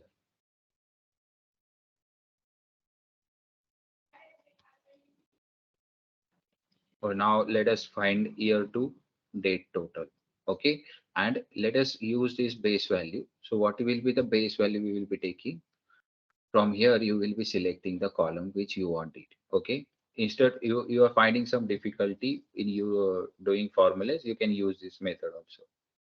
I can use this method like the base value I will be taking cells and the date I will be taking as a year.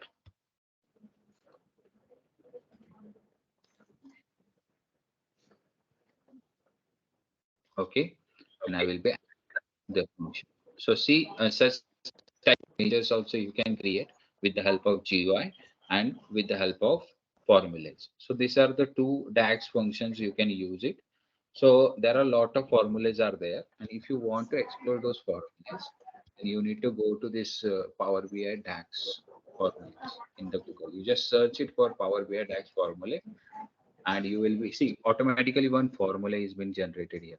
Okay, by these quick measures. and some error is it is showing. Why so? Because we haven't we have choose the year to date, and we need to choose this year function. Okay, so this is how the things will be getting work with quick measures, and one formula will be getting generated. And if you want to find the formulas, you can find it here, because due to the time constraint, but I can tell you like from where you can get those formulas and how to. Okay.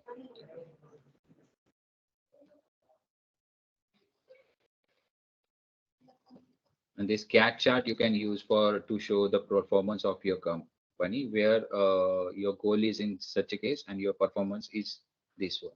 Suppose I want to see sales with. Okay, this is the sum of sales till now, and let us add something to it. Sales with goods.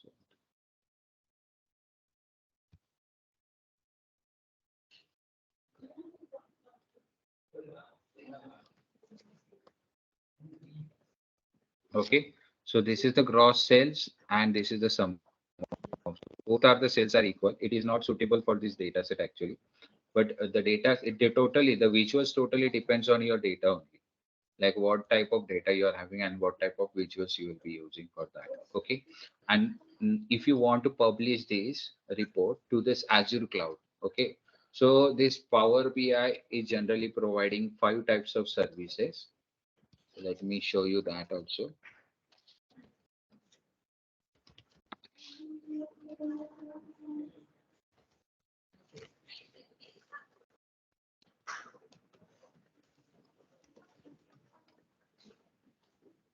Click on downloads.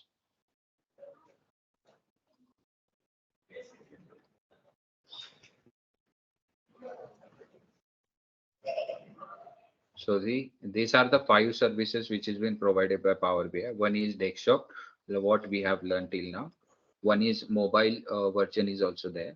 One is cloud version is there, where you are publishing. If you are creating some reports, you can publish to this Power BI cloud also. And one is on-premises reporting report server. Those are the cloud features which you are having with the Power BI. Even you can import, you can use this Microsoft Azure also to import data set from Azure to Power BI. How you will be importing that one? Go to this get data.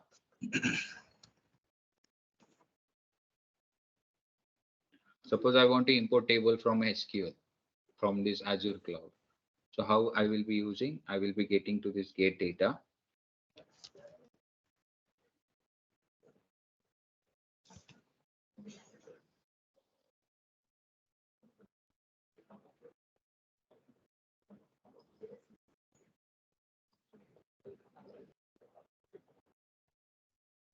So we have excluded our time also. Okay, this is the last thing I will. We should end up this Power BI section.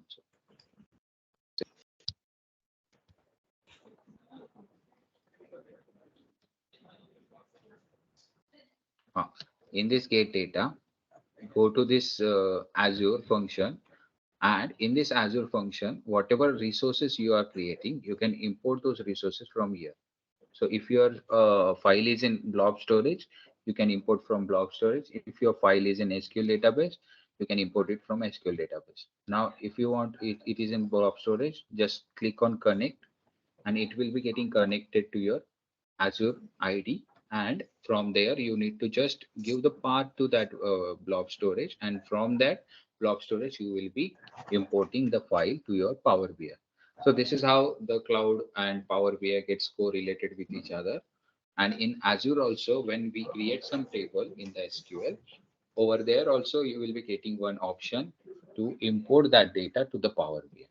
Okay, so this is the feature what I want to tell you related to the Power BI and Azure. So here you will be giving account name or URL or for your blog. So I created some blog storage. I will be providing URL. I will be clicking on OK button. So that's it for today. I think most of the thing of related to the Power BI I have covered, and only the part like you need to explore more related with DAX functions and all the stuff. Most of the part is being covered by me.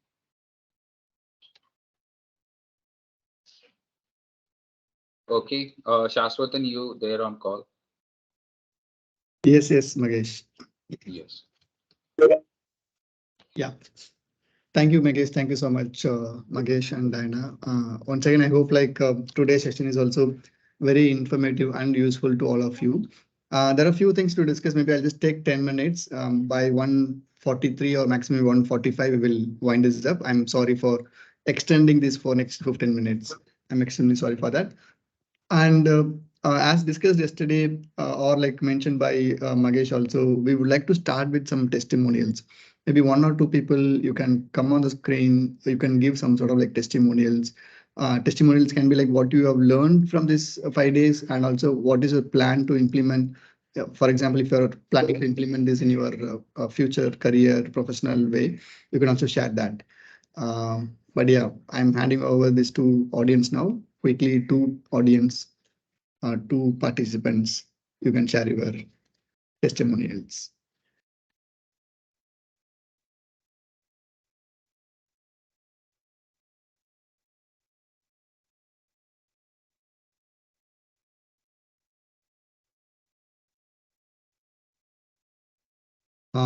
Any volunteers to share your feedback, your testimonial? Yes, sir. Hi, sir. Hi, Swayam. I'm Dr. Swayam Prabha. I am Associate Professor in the Department of Management from Sri Krishna College of Engineering and Technology, Tamil Nadu, Coimbatore. So I have done some certification programs in analytics. So I know Power BI. So I just want to know something more than the advanced analytics.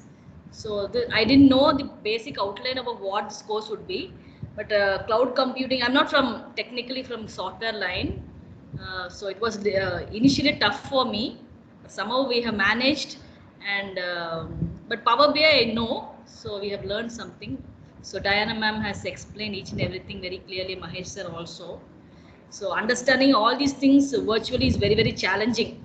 Actually, I have done the previous program was offline for 5 days. So when we are physically sitting in a lab and learning all these things, it will be different experience. But all these things getting learned in virtual mode is really, really tough. But ma'am explained. But for me, it was like in a different level. So I'm not from technical side. So certain things I could not understand. But we are expected to learn all these things for future also. So thank you. It was very well organized. All the materials were shared. So good job. Thank you. Thank you, sir. Thank you, ma'am. Thank you so much for this feedback. Any other feedback? I also would like to understand, is there any future plan based on this learning? Yeah. Any other participant? Quickly, you can unmute. Good afternoon, sir. I'm Good afternoon, R. Alamelu from Shastra University, Tamil Nadu.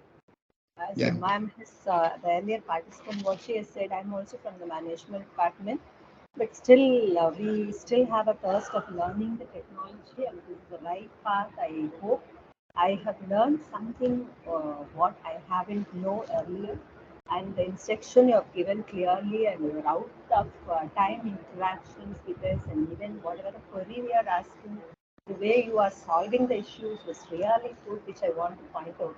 Other than the real learning what we had, the environment is set for us to be more friendly and learning the real thing at the right time. Really, thank you very much for giving this opportunity. Thank you, sir.